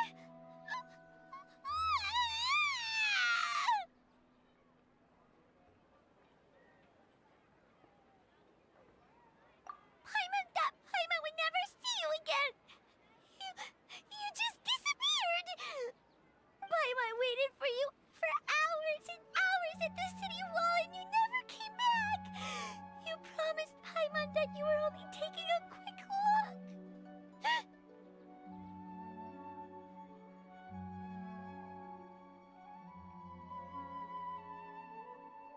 Paimon, calm down. She's here now. I don't think she understood what you were saying. Paimon doesn't care! Paimon wanted to go look for you, but you also said that Paimon should stay! Paimon was so worried and so scared the entire day!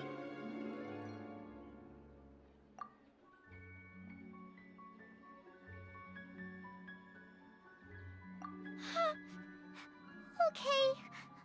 Paimon will forgive you. The most important thing is that you didn't actually disappear. Oh, Paimon was so scared that you had gone into another world. Okay, Paimon, can you tell us your perspective of what really happened yesterday?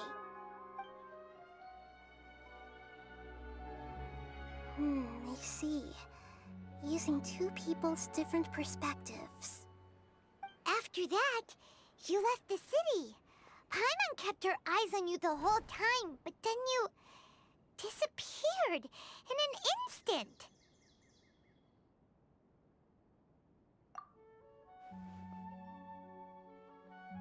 No way! Paimon was watching you with the fullest attention. What's your perspective, Traveler? You sure you don't have any memory of this?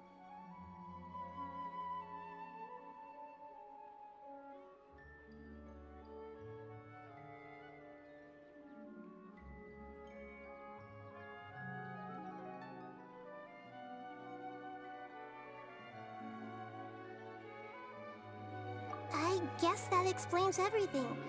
You also lost your memories the last 2 times you tried to leave the city. Those days' memories can't be awoken. So, if we leave the city, our memories will be completely erased?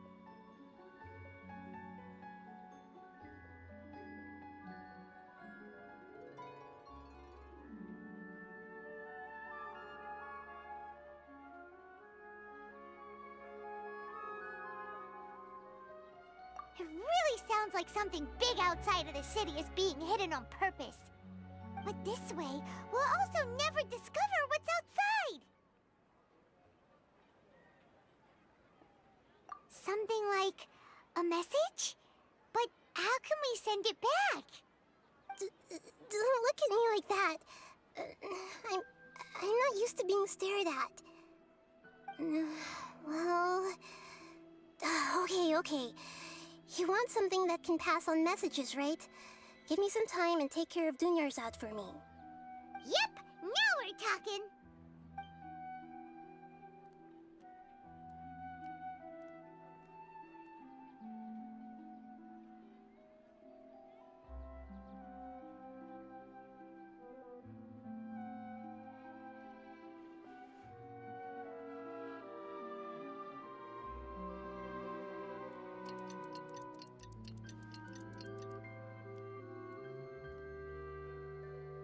I'm done. Here you go. What? Isn't this just an Akasha terminal? You made some little changes. Akasha terminals are already capable of sending messages. I just tweaked it so that it could connect to any node. To make something like this? Nahida, you really know the Akasha like the back of your hand. Anyway, we can use this now to record a message, right? Yep. I'll help you save the messages. It should be pretty easy to use. I just can't guarantee the user's status and signal coverage when they're outside the city. We'll never know until we try. At least we're taking the initiative now.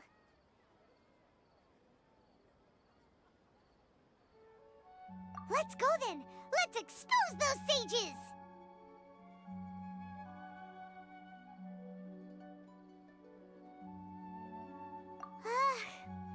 Alright. Paimon isn't as worried about being separated since it happened once yesterday. But Paimon still isn't happy about it.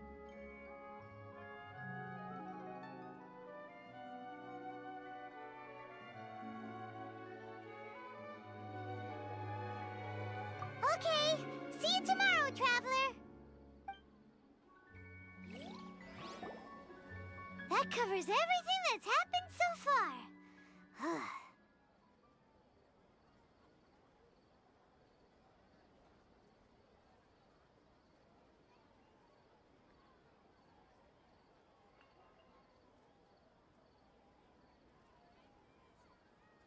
Yes. Although the signal was choppy and had some interference, we still managed to receive 2 messages from you when you were outside. Okay, now that you understand what's going on, let's hear the messages together.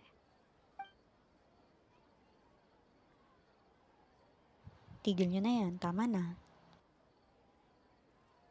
Can't go back. There are countless spaces here. Our Sub-Zero's festival in Sumeru City is just one of them. I've entered another space. Before me are flowing sandstone and howling fish. Impossible and surreal sights. All these spaces are empty, except for the occasional ones that contain mute puppets rather than people. I can't sense any human presence.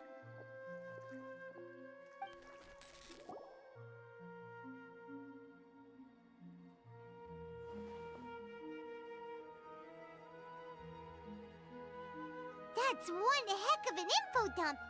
It sounds like you left the Sumeru City space when you set foot outside of the walls. But everything looked completely normal when Paimon was looking out from the inside. That's unbelievable. And if we take your word for it, the other spaces all had very weird contents. There's another part here. I only received it last night. These spaces have been disappearing, one after the other, absorbed by something like a sun in the sky. And now, even the final space has also disappeared. Behind me, a lot of spaces just appeared again from thin air. I get it now. Those spaces are actually...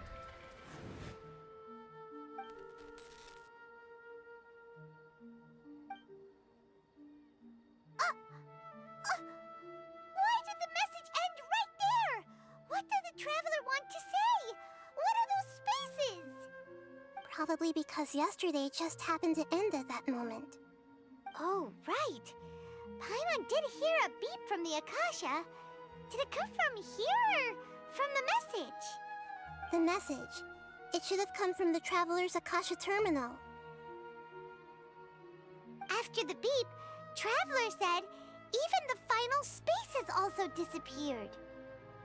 Traveler, what do you think that final space could have been?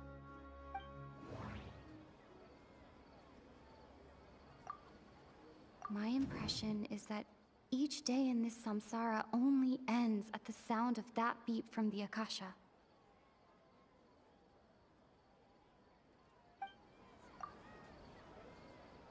Oh, so that's what it is! After the sound of the beep, the final space, the Sub-Zero's festival, also disappears, and we're taken to the next day. Later on, Traveler also mentioned a bunch of new spaces materializing behind them. Do lots of new spaces appear every day? Paimon's head is spinning. Just what are these spaces anyhow? Well, consider this. For all the horrors of the Archon War, at its heart, it was just a game where a bunch of gods fought over 7 seats. So no matter how strange or spooky things may look on the surface, maybe all they point to in the end is a small and simple secret. Wow, the Archon War, huh? That's an analogy and a half.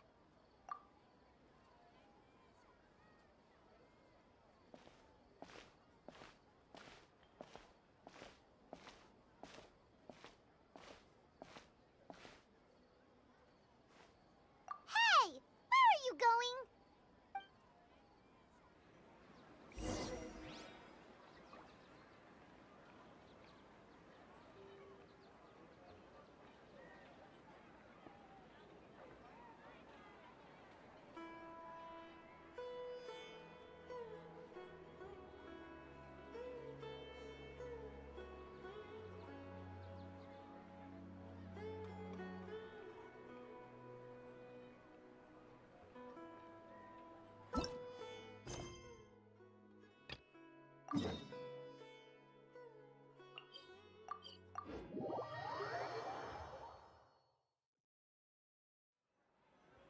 Do you want some alone time to think?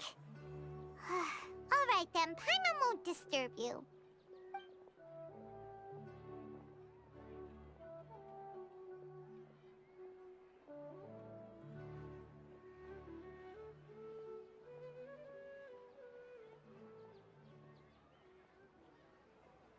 The dance of Sub-Zeros is about to begin.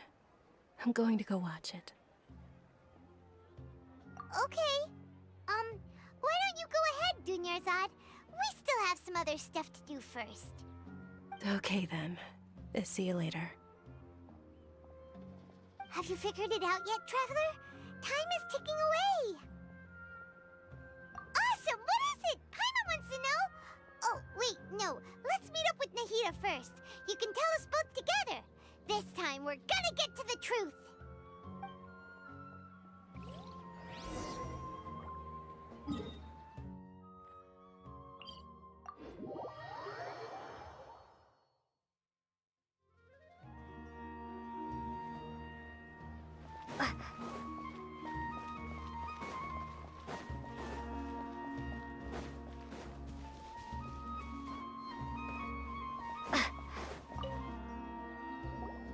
You're back!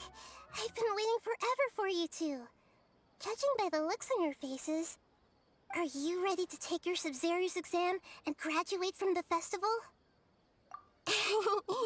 Okay, first off, Have you discovered the hidden truth? People in Sumeru don't dream. What a strange phenomenon.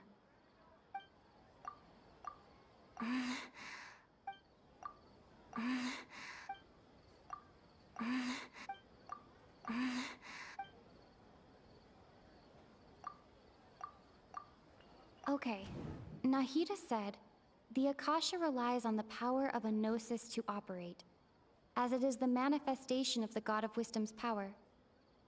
It compiles the wisdom of the entire populace, and it grants knowledge to the people.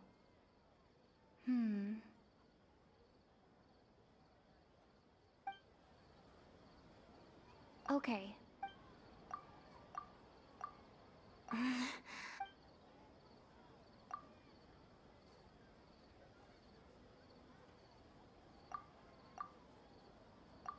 We've already experienced the Sabzeruz festival many times, and the day of the festival seems to be in a perpetual samsara.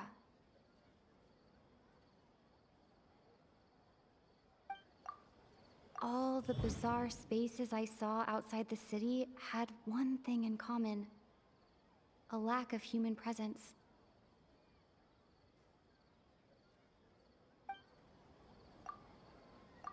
Those spaces remind me of dreams, like the one I had in the Avidia forest, except these have no sign of human presence.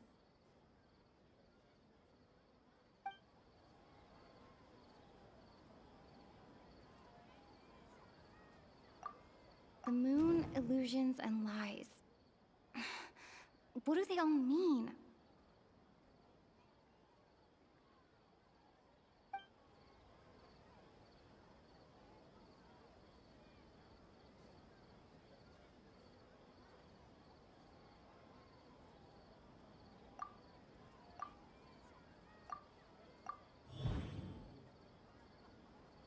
We are all in a dream. It isn't that the people of Sumeru don't dream. Rather, the Akasha is taking their dreams from them. People in Sumeru think they don't dream, but the truth is the Akasha steals their dreams without them knowing it. And those spaces with no human presence are stolen dreams without their host. That would explain why they sounded so weird when she was trying to describe them. Huh. So people in Sumeru do dream after all.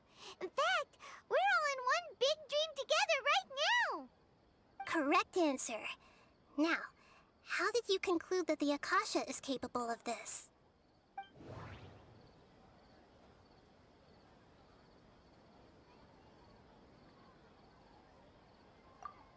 It is the manifestation of the God of Wisdom's power. Oh, okay. Those dream-controlling creatures in the forest also get their power from the Dendro Archon, right? That would explain why the Akasha has the ability to control people's dreams, too. But is stealing everyone's dreams really how the Akasha compiles their wisdom? Isn't there anything more to it than that? Dreams are fantastical, complex, and full of imagination. People's brains are the most active when they're dreaming. In other words, dreams are rich bundles of human wisdom. So in other words, the complete opposite of how Hypatia understood it. Paimon remembers her saying that the sages think dreams are foolish delusions, and the fact that no one dreams is a blessing from Greater Lord Rukkhadevata.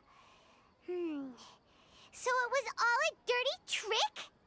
The real story is that the sages from the Academia are using the Akasha to steal people's dreams for their own use, huh?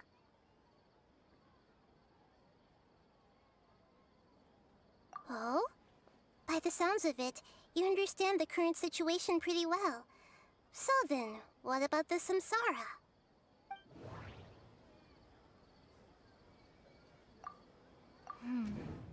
The beep is a prompt tone for Akasha operations. We still hear it every night, even though we removed our Akasha terminals.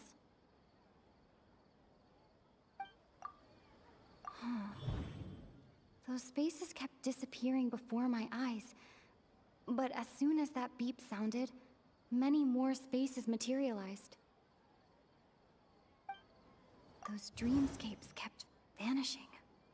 But as soon as that beep sounded, more new spaces appeared.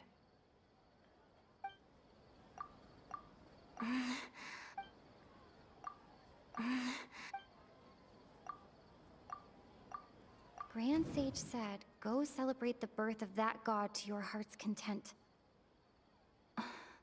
Did he mean something more?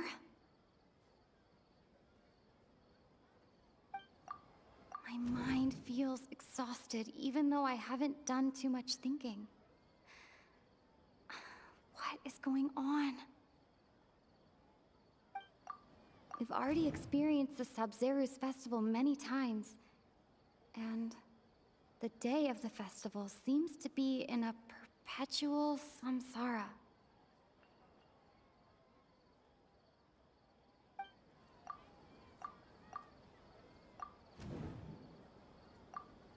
Correct. The Akasha is keeping each person's brain in a constant dream state, but also separating their consciousness from their own dream. Their disembodied consciousness is placed inside the collective dream of the Sabzeruz festival along with everyone else's, while their now vacant dreams are harvested by the Akasha. No one is any the wiser as another day passes in the dream, and so begins another samsara cycle. People wake up to yet another dream about the Sabzeruz festival. The dreams that belong to them are once again harvested by the Akasha, and so it continues. So, this is like a dream factory, and the Akasha is a dream harvesting machine. Did Paimon get that analogy right? Very good, Paimon. Using analogies well is an excellent habit to get into.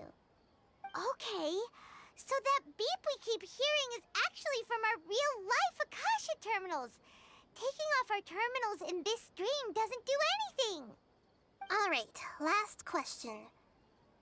Who am I?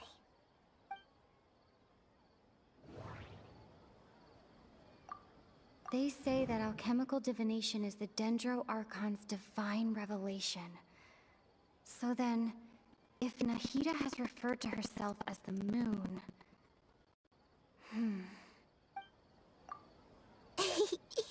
So you noticed. I thought that one would be the hardest question. That's why I put it last. That wasn't hard at all. Even Paimon guessed that. Everything about you is different. We just didn't want to expose you is all. Now that you mention it, Nahida, you've been hinting to us since the very beginning. It's funny. Thinking back to when we were asking all over the place for info about Lesser Lord Kusanali, Paimon didn't expect to meet you like this. Yes, those can wait until we're back in real life.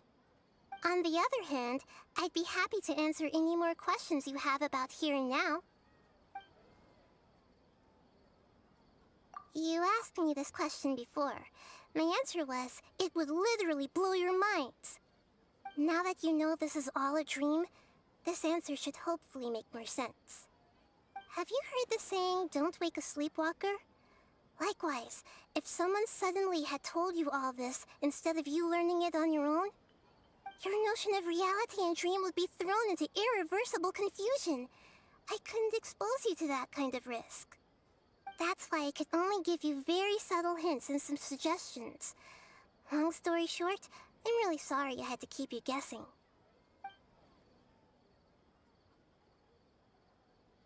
Firstly, this dream we're in is completely based on reality. People have already experienced this Sabzeruz festival, so it would be very difficult for them to find anything that strikes them as surreal. Secondly, you're probably wondering why people don't have any memories from earlier samsara, right? That's because people don't remember their dreams most of the time anyway.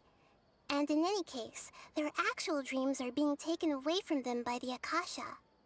So whenever they wake up in this dream of the Sabzeruz festival, they don't remember anything from their previous identical dream. That reminds Paimon. Traveler had a dream when we were in the Avidia Forest, but couldn't see what it was about after waking up. Is that an example of what you mean? Yes. Only after receiving the blessing of Dendril can a person gain the Dendril element's dream-enhancing power. That explains the feelings of deja vu. Meanwhile, everyone else has no idea that they are in the Sub-Zero's festival Samsara, while their dreams are stolen from them over and over again.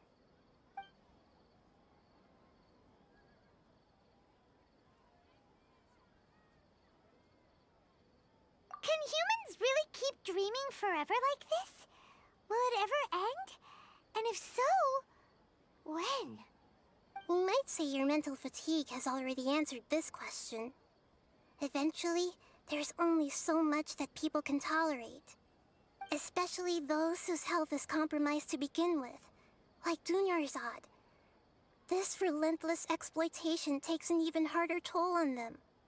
People's lives are at stake here, and nobody knows a thing! We've got to put a stop to this!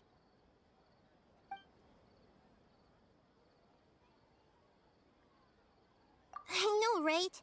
Why did they have to base this dream on my birthday? Could it really just be a coincidence? Even you don't know the reason? Wow, now that's strange. The Academia sages are determined to harvest lots of dreams in a short time, no matter the cost. They have to be up to no good. Unfortunately, I don't know anything about it. Traveler, do you have any information?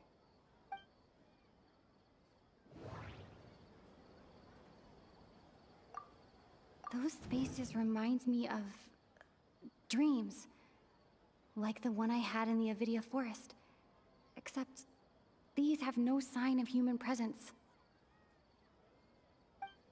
That doesn't sound right. I need to carefully think things through. Okay, Nahida said, the Akasha relies on the power of a gnosis to operate, as it is the manifestation of the God of Wisdom's power. It compiles the wisdom of the entire populace, and it grants knowledge to the people.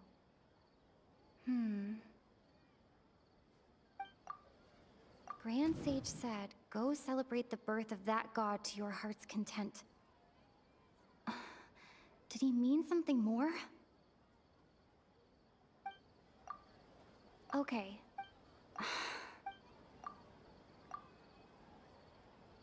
Celebrate the birth of that god?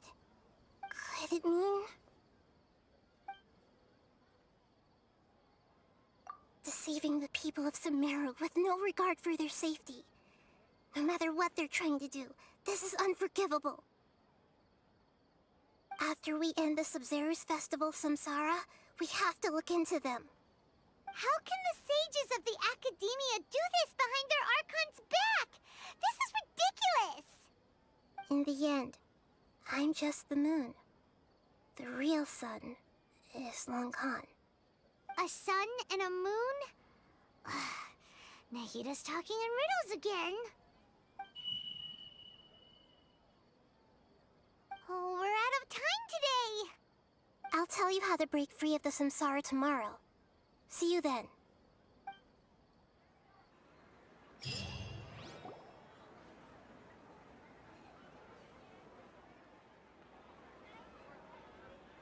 Good morning, Nahida.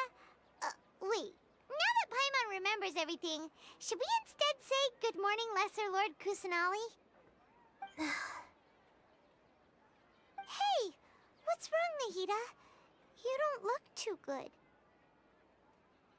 I'm afraid that what you're thinking right now is correct. Did Dunyarzad already disappear? No way! Are we too late? The real Dunyarzad's consciousness has indeed disappeared. It can no longer endure the constant dream harvesting.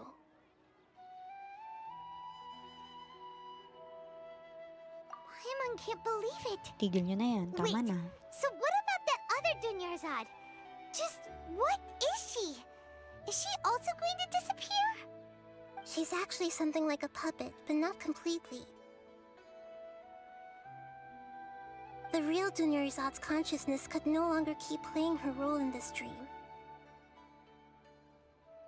So another Dunyarzad appeared to replace her in the dream. Just like the grass and the trees, that Dunyarzad is just a building block of the dream that helps to keep it going. But personality-wise, she's nothing like the real Dunyarzad. Puppets are stiff and can't copy a living person's vitality. After all, they're just there as filler. You know, speaking of which, the old Dunyarzad might not have been too different from a puppet. Dunyarzad truly believed that she met you within her consciousness, and it was you who inspired her. So you do remember her after all. Yes. Back then, her family was overly protective of her. No one cared about her personality or thoughts. It was as if she only lived to stall her Elazar. I just gave her a little wisdom so she could look at life in a new way. So that she could be her own person. But even so, she's still...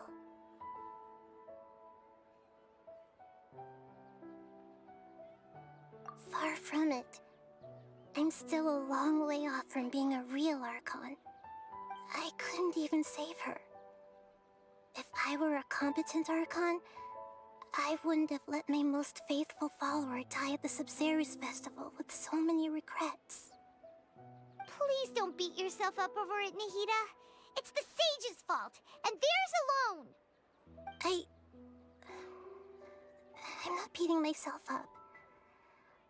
All I did was to rationally observe the distance between myself and a real Archon.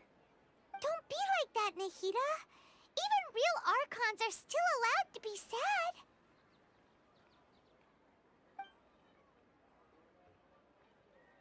To prevent more tragedies like this, we must end the samsara as soon as possible.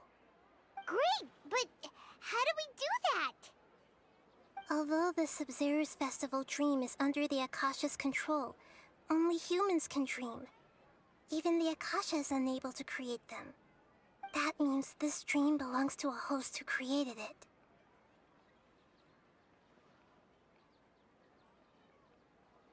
Huh? So, how should we find that person? Well, if this is someone's dream, then everything here must come from deep within their consciousness. Which means, with the power of imagination, they can change anything in this dream. Imagination? What do you mean by that? Imagination means breaking through what you perceive as normal. Like when a server at a tavern brings a plate to you, you'd naturally assume that food is on it. However, if you're the dream's host and you become aware that you're dreaming, when you imagine gold and more on the plate, the dream will respond in kind, and the server really will bring you gold and mora. But right now, our host is unaware that this is a dream. No matter how many times they're served, it will always be food.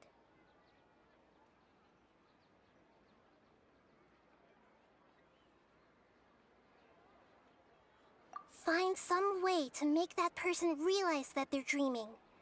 Usually, once that happens, the person will wake up and the dream samsara will be broken.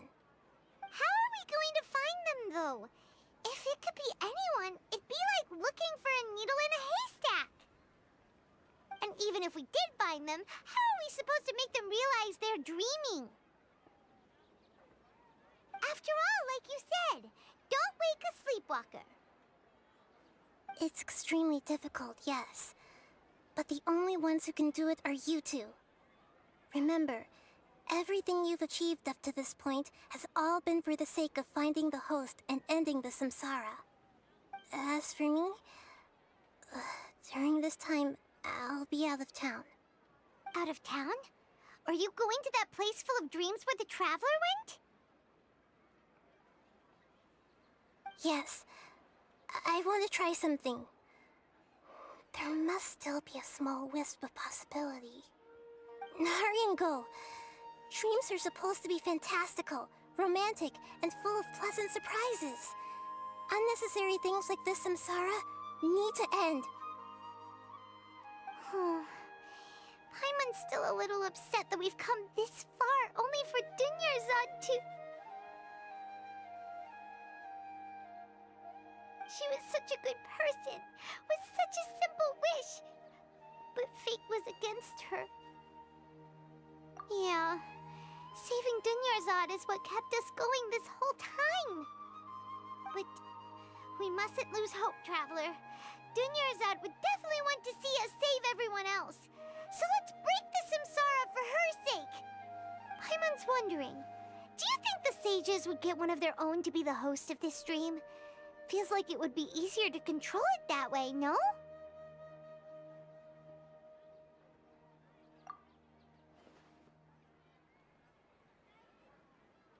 Huh. That's true. Plus, the sages probably weren't counting on there being other factors beyond their control, like Nahida and us. So, who do you think the host of the dream is? Oh, that would make sense. Ferris, the Knight of Flowers, is a symbol of the whole Sub-Zero's festival, right? Pretty core character. Let's go ask him some questions, shall we?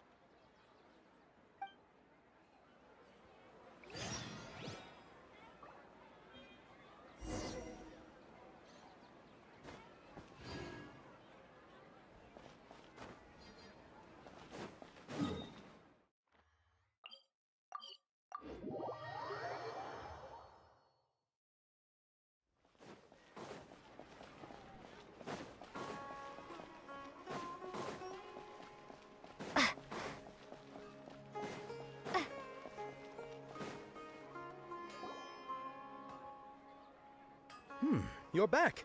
You left in a hurry last time. Is everything okay? Everything's fine, just... it's a little hard to explain. Would you mind taking part in a little experiment with us? An experiment? That came out of nowhere. I'm listening, though. What do you need me to do? Could you... make a wish?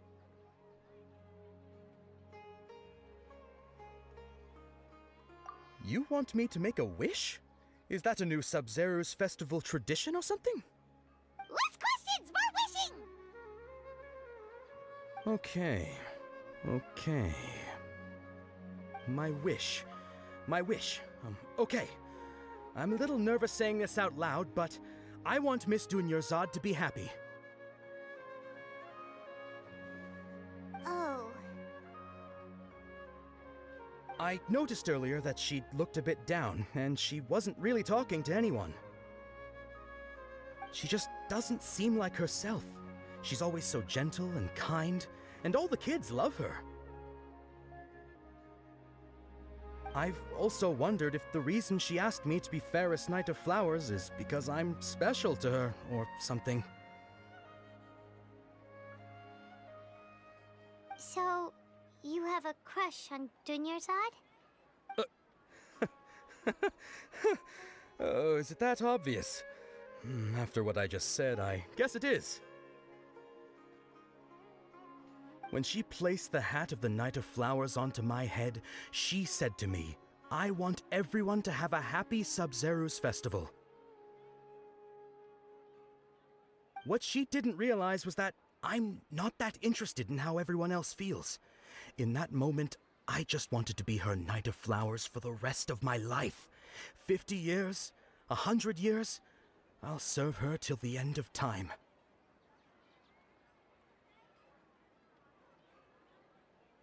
Okay, yeah, that was a bit much. Felt like the right moment to get it off my chest, but that was pretty embarrassing. Okay, I'm ready to make my wish. I would like Miss Dunyarzad to appear in front of me right now with a smile on her face. Here goes. Please come true.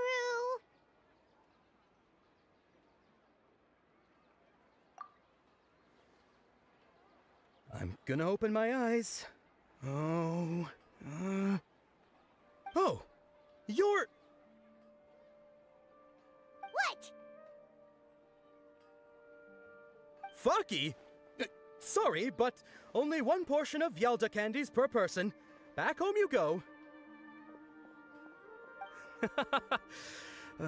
Nice try, you two.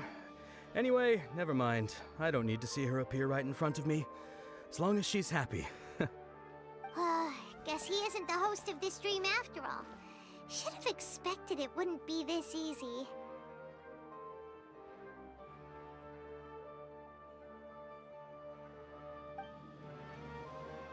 It seems like everyone who knows Dunyarzad loves her.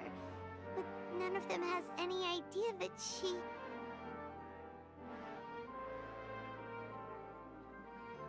My lady, step back. That sounds like Tia! Oh, right. This is when Dunyarzad bumps into the kidnappers.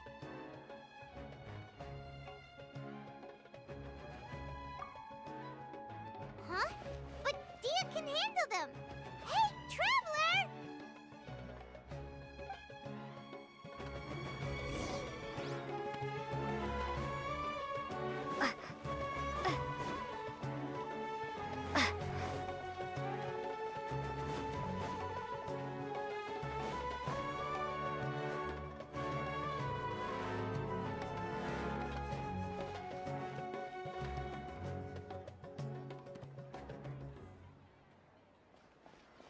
Oh, it's you. Great timing. Please take...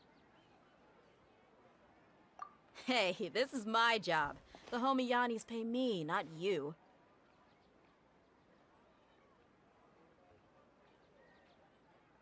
You... fine, alright. Knock yourself out. Why are you so worked up anyway? It's not like I don't trust your fighting skills. Anyway, watch yourself.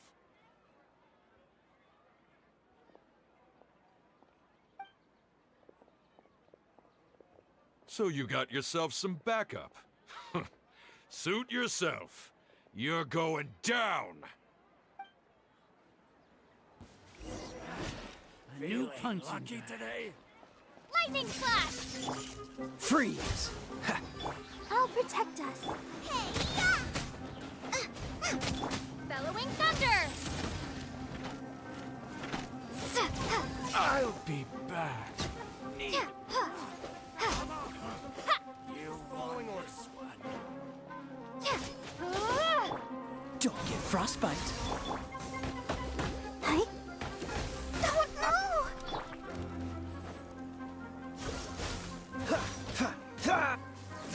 I'll be back. Traveler, were you just taking your anger out on those guys?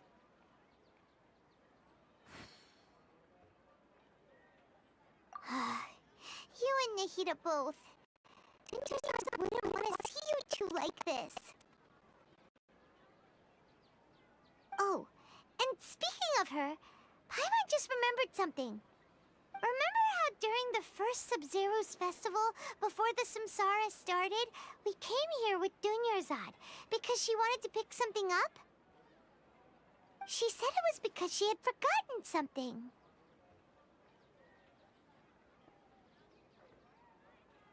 Okay, so Paimon's memory is working so far. Anyway, Paimon also remembers that she is staying somewhere around here. She pointed it out to us the night before the Sub-Zero's festival.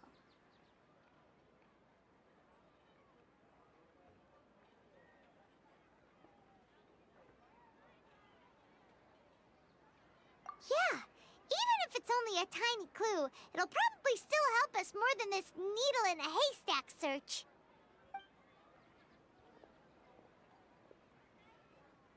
This is the place! It's rude to enter other people's spaces without permission, but desperate times call for desperate measures! Hey! The windows are unlocked! Okay, Paimon's gonna take a peek inside.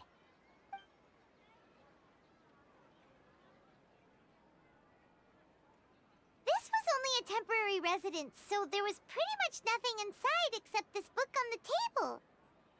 Should we open it?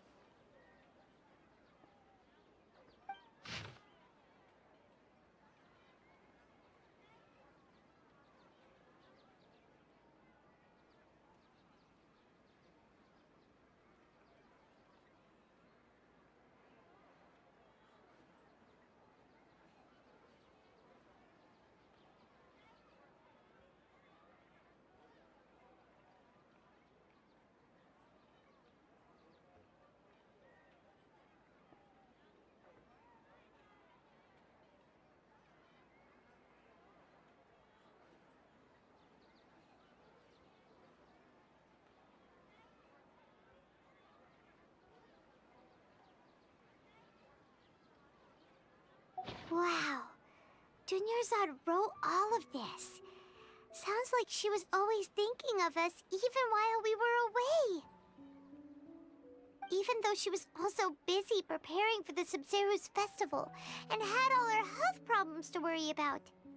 She must have wanted to give this to us as a gift on the day of the Sabzeruz festival, right? If we hadn't found this book, we never would have known. But now that we know, we can't even thank her.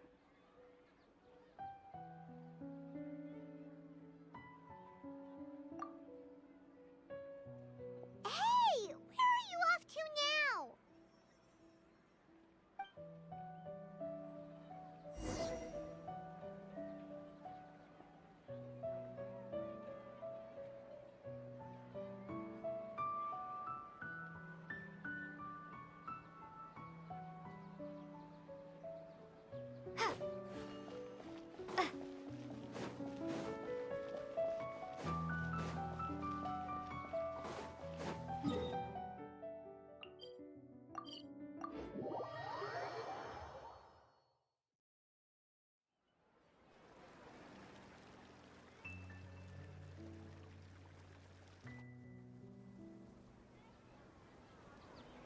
It's Dunyarzad's puppet.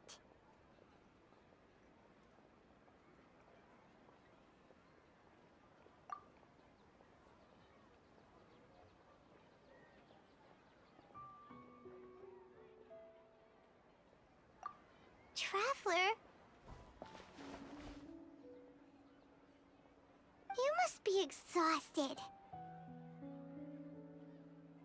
Come to think of it, we've been stuck in this place for a really, really long time.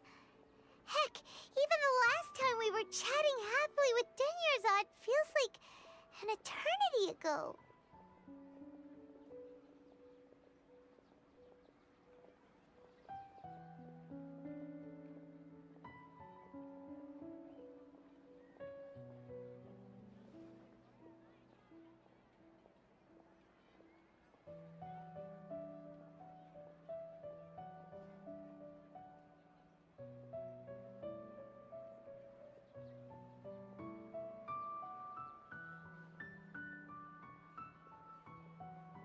Paimon still remembers when we were sitting here, and the way her eyes sparkled when she talked about Nilu's Dance of Sabzeruz.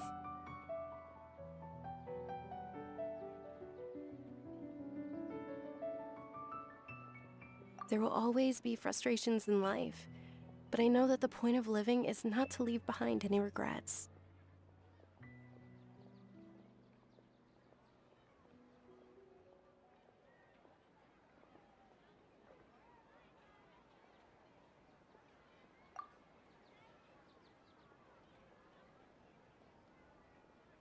That was what the real Dunyarzad said, wasn't it?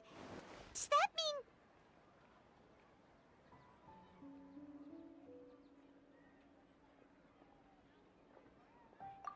mean... Yes, Traveler. What is it?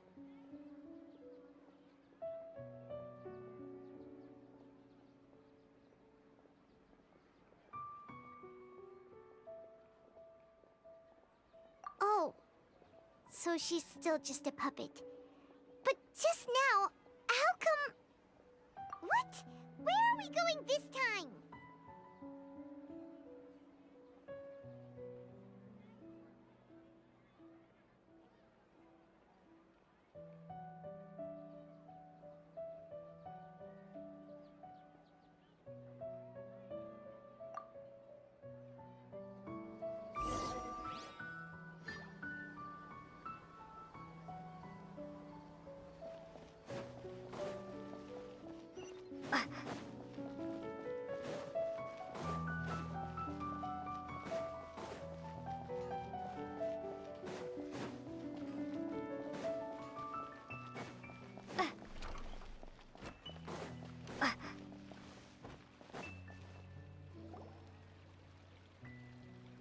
If you continue to resist, we will have to order an investigation into every single event organizer.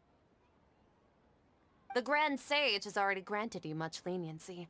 I advise that you exercise tact. How How did things turn out like this?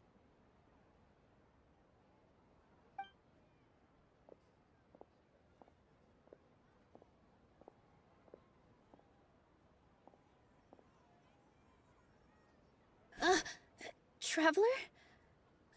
You don't have to get involved. He's a sage from the academia. I don't want to drag you into this. Traveler? Traveler? What the heck are you doing? If you get arrested by the academia, that's another day gone to waste!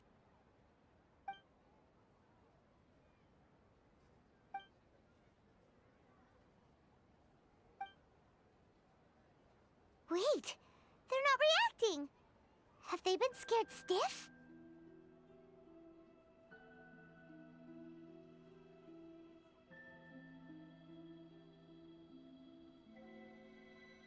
Oh, of course! If this is the sage's plan, they wouldn't put themselves through this. So they're just substitutes. What is this? What happened to the Grand Sage and his entourage?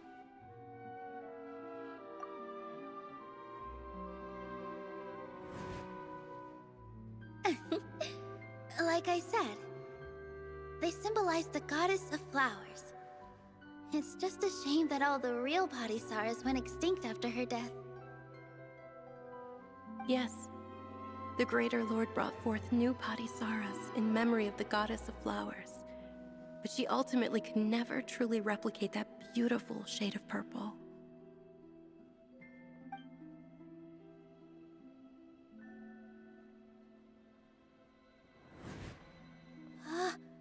That beautiful shade of purple. Aren't these flowers real Bodhisattvas? Just like the ones from the legend? I didn't even notice. Dunyarzad, did you find these? But didn't you just say all the real flowers went extinct after the goddess of flowers passed away? So, how? Yeah. What's going on here?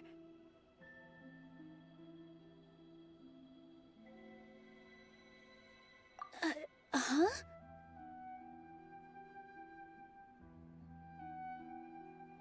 You guys are acting weird. But okay, I'll try.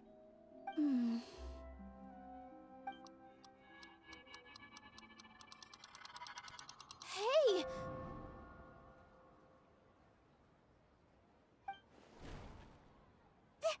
They disappeared! So Nilu's the host! What a surprise! Purple Bodhisattvas don't exist in the real world anymore. But in Nilu's subconscious, they can appear as decorations on the stage. It's just like the example Nahida told us. People assume there will be food on a plate, and Nilu assumed there would be real Bodhisattvas in the flower pots. So when you saw the flowers, you instantly knew it was Nilu?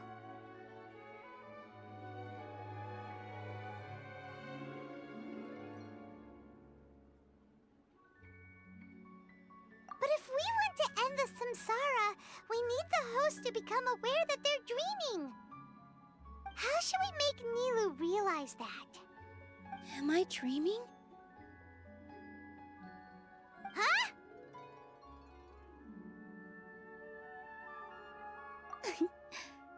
So I'm right. Is this Lesser Lord Kusanali responding to our celebration of the Sabzeruz festival? Wrong guess, but you aren't completely wrong either.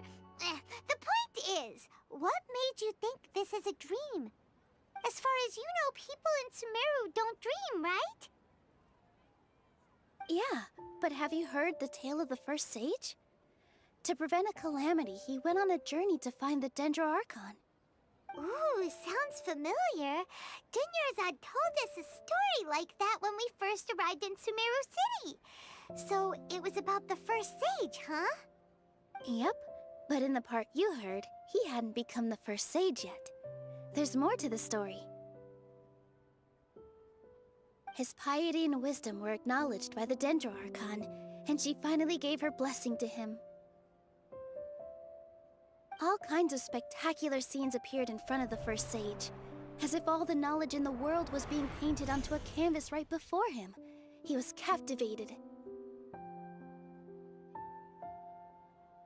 After who knows how long, he mastered all the knowledge he could comprehend. Afterward, he said to the Dendro Archon, "I miss my parents, my wife, and my children. I've been away from home for far too long. They must be worried." The Dendro Archon smiled. The next second, the sage found himself lying in his bed, as if he had just woken up from a dream. His wife, lying next to him, said, "You're off to search for the Dendro Archon today, aren't you? Have a safe journey, my love." In the end, the first sage took care of many disasters in Sumeru City and founded the Academia. What a happy ending. So, the first sage was dreaming ever since the beginning of the story? He never went on his journey? Yes, but his faith and determination were conveyed to the Dendro Archon, so she blessed him in the form of a dream. Paimon understands where you're coming from now. That's a really interesting connection. But we really gotta wake up soon, like the sage in the story!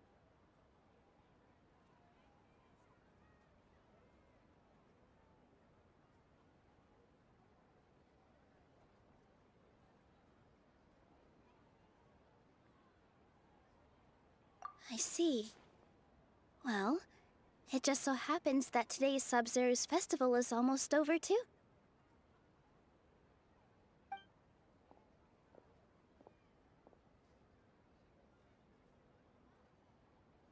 Since we're in a dream, let's make this final dance of Sub-Zero's as beautiful as we can.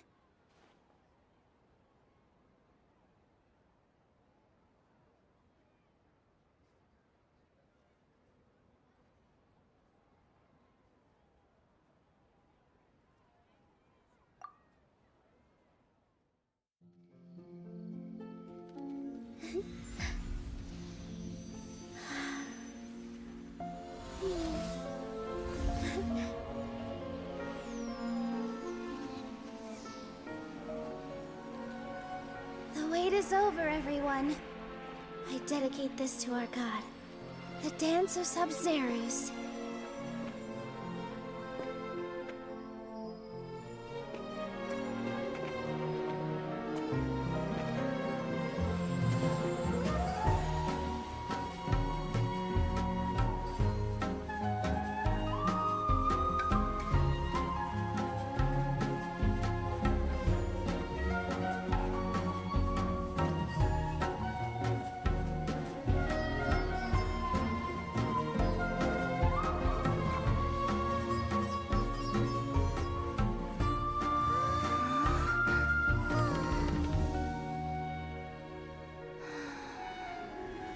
I'd be lying if I said I had no regrets. I would have loved to see Nilou's dance.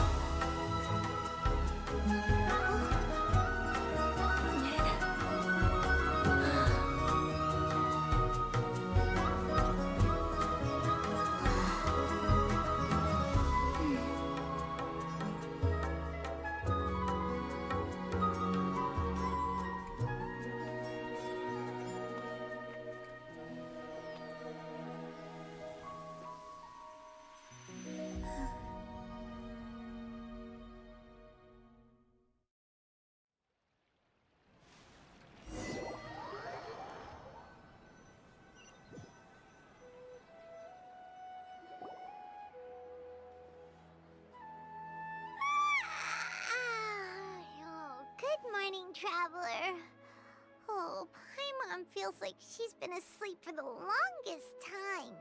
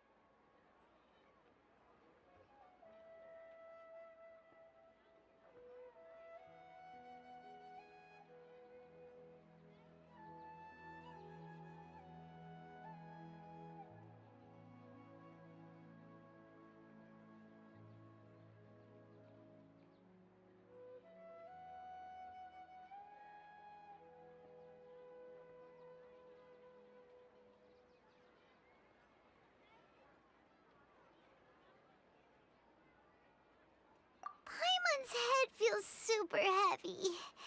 Did we oversleep? Do you even remember going to sleep last night? Paimon thinks it was after the Sub-Zero's festival.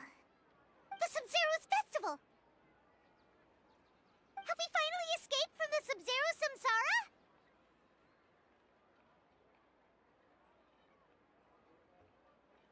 Quick! Take off your Akasha terminal!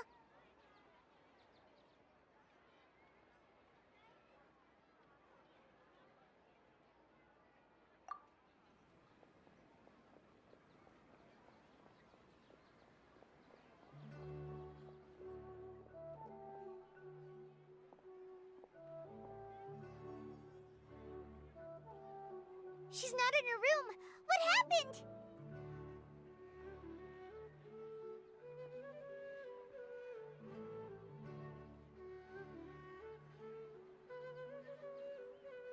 Huh? What usual spot?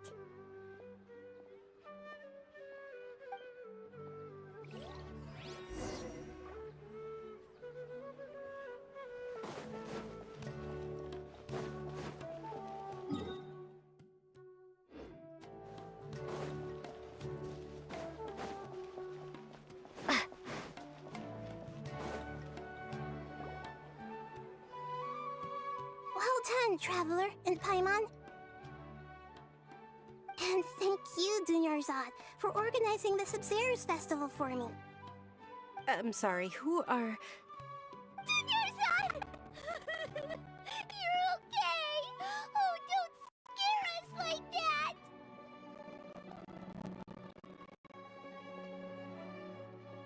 Oh, Traveler Paimon. I have something amazing to tell you. I just had a dream, and I saw Nilou performing the dance of Sub-Zero's.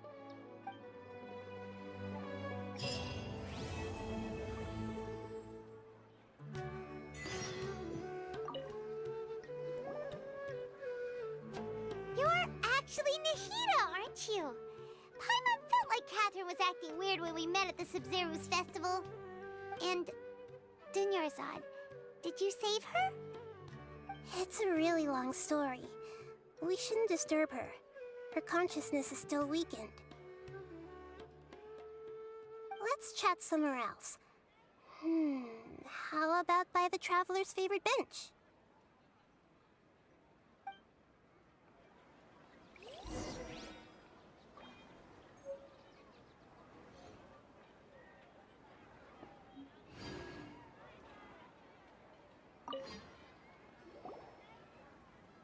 What's going on? Why are you two so excited to see me? Hasn't it only been a night? It's actually been much longer than that. Oh? Strange. Was I really asleep that long? No wonder I have such a headache.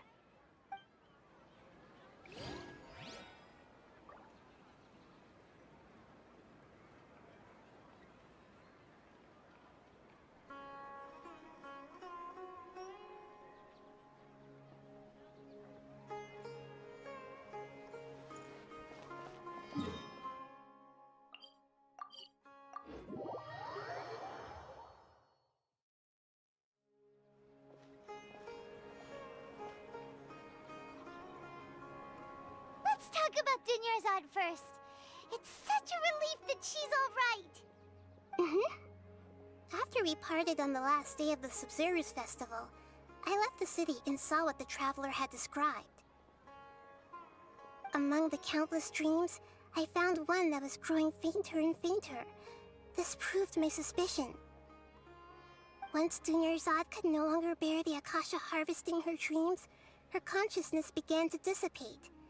But this also meant it escaped the Akasha's control. Such a small fragment of consciousness can't last for very long, though.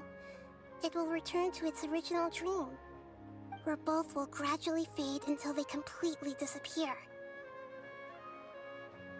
I used all the power I had to keep her dying dream alive as long as possible, but it still wouldn't have lasted for much longer if it hadn't been for you two breaking the samsara. So it looks like we did manage to save Dunyarzad in the end. and not a moment too soon.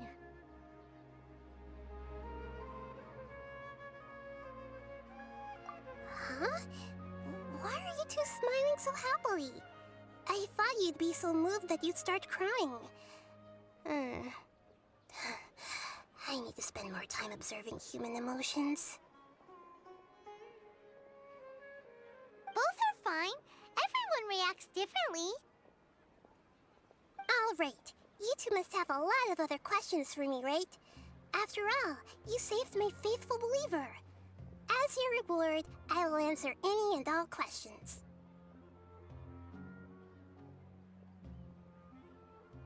At the Avidia forest, there was this incense that made the traveler fall unconscious and dream of a huge tree and a red sky. You also heard someone's voice, right? It said world and forget me. Yeah, so you do know! We've been wanting to ask you what that was about, and if the red sky was related to Conria. It seems like the traveler established a connection to Irminsul. That was a message left by Greater Lord Rukkhadevata's residual consciousness in Irminsul. Perhaps her last memory before she died. As you two probably know, Greater Lord Rukkhadevata disappeared after the disaster in Conria.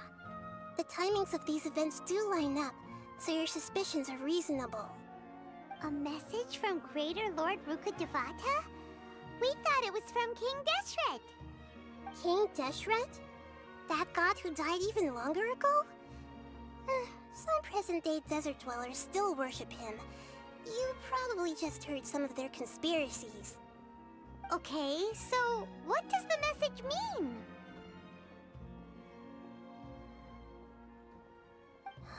I still haven't managed to decipher it. Even the Akasha isn't currently capable of doing that. Greater Lord Rukkhadevata's residual consciousness in Irminsul seems to be contaminated with something that has a very dangerous aura to it.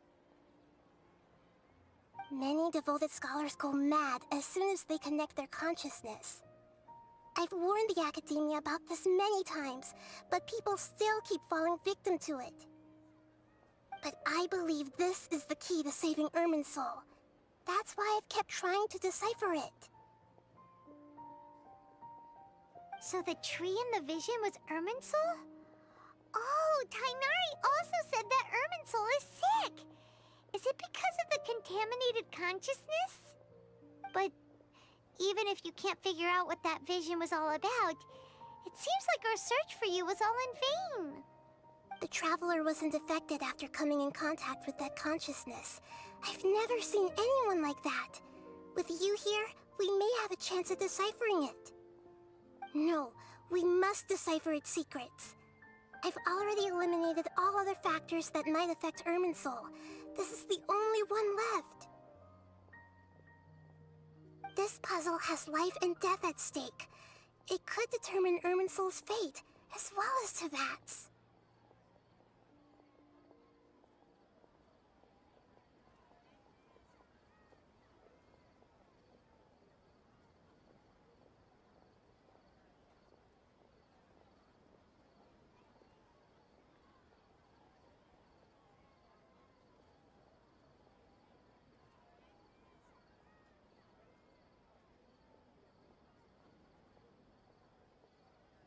To be accurate, I'm using the Akasha as a medium to occupy Catherine's consciousness.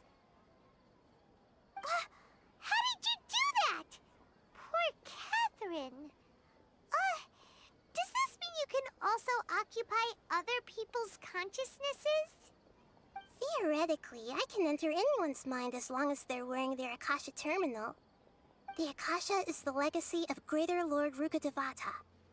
As Lesser Lord Kusanali and the first Akasha terminal, my consciousness has always been linked to the Akasha. I've always respected my people's free will, so I've never actually occupied their consciousness. When necessary, I just borrow this bionic Snezhnayan puppet. Hold on. Did we just learn some deep, dark secret? So Catherine is...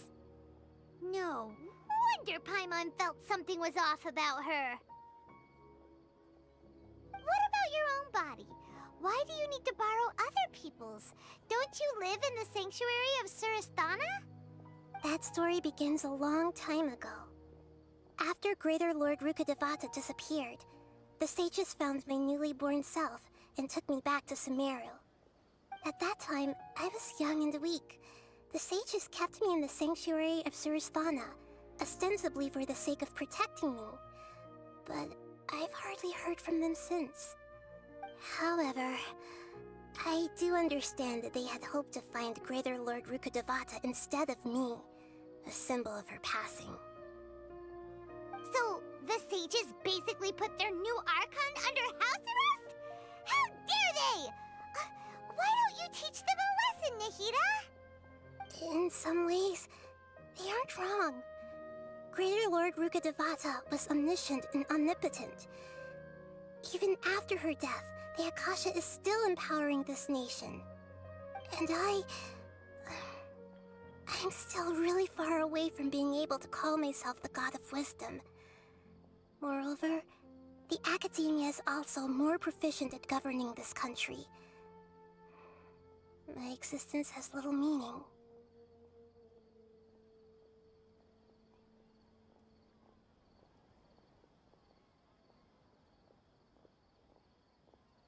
Yeah, you got a lot of believers.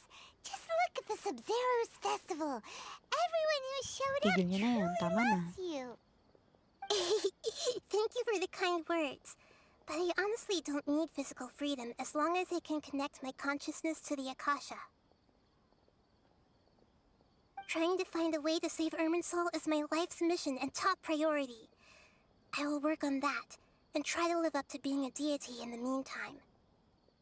Every once in a while, I will also take up the duties of the God of Wisdom and enlighten a lost soul here and there.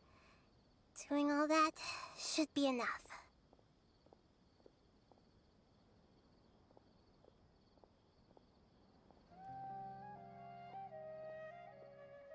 There's never been any big problems with the Academia's governance of Sumeru. This is the first time I've seen them step out of line. I wonder what caused them to go down this path, and what they hope to achieve. Even though the city's residents haven't noticed anything strange, if the Traveler hadn't broken the Sub-Zero's samsara, the situation could have become dire. I tried to do some investigating in the Akasha, but I couldn't find anything suspicious. And all the people of interest seem to purposely avoid wearing their Akasha terminals. I think they're deliberately trying to hide something.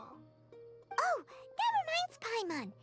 In Gandharvaville, there was a sage who had invited Tainari to join some kind of project. Could it be related? Regardless, I need to first investigate the sage's motives, make things right, and punish them if needed. But I'll have to be discreet, or they'll see me coming.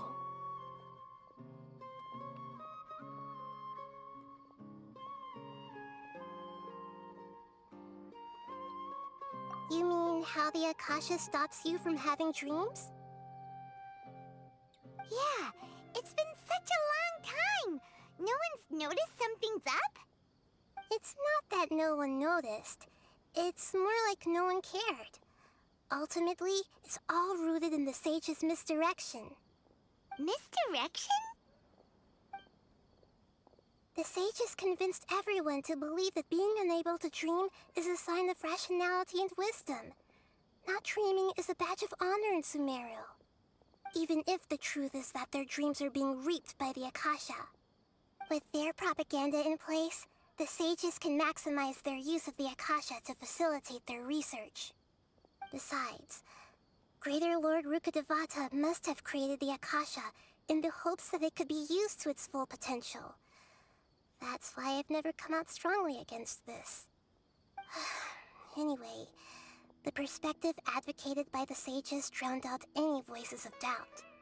By now, even those who never use Akasha terminals find it too shameful and embarrassing to talk about their dreams. Got it! I hope my answers were satisfactory, seekers of knowledge. To be honest, maintaining Dunyarzad's fading dream took a lot of mental energy. I think I may need to rest for a while. Oh, and you don't need to worry too much about the Sage's activities for now. The Akasha won't be able to conduct another project on the scale of the Sub-Zero Samsara in the immediate future. Go and get some sleep. Leave everything to us. What a relief.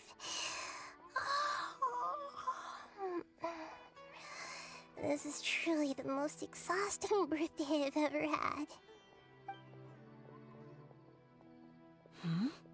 Traveler? Paimon? Why am I here? Do either of you know? Maybe you were sleepwalking. You know you can't wake up a sleepwalker.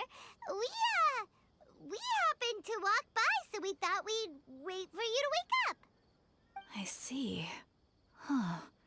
I should visit my maintenance personnel sometime. Oh, I'm fine. I better go. Thank you.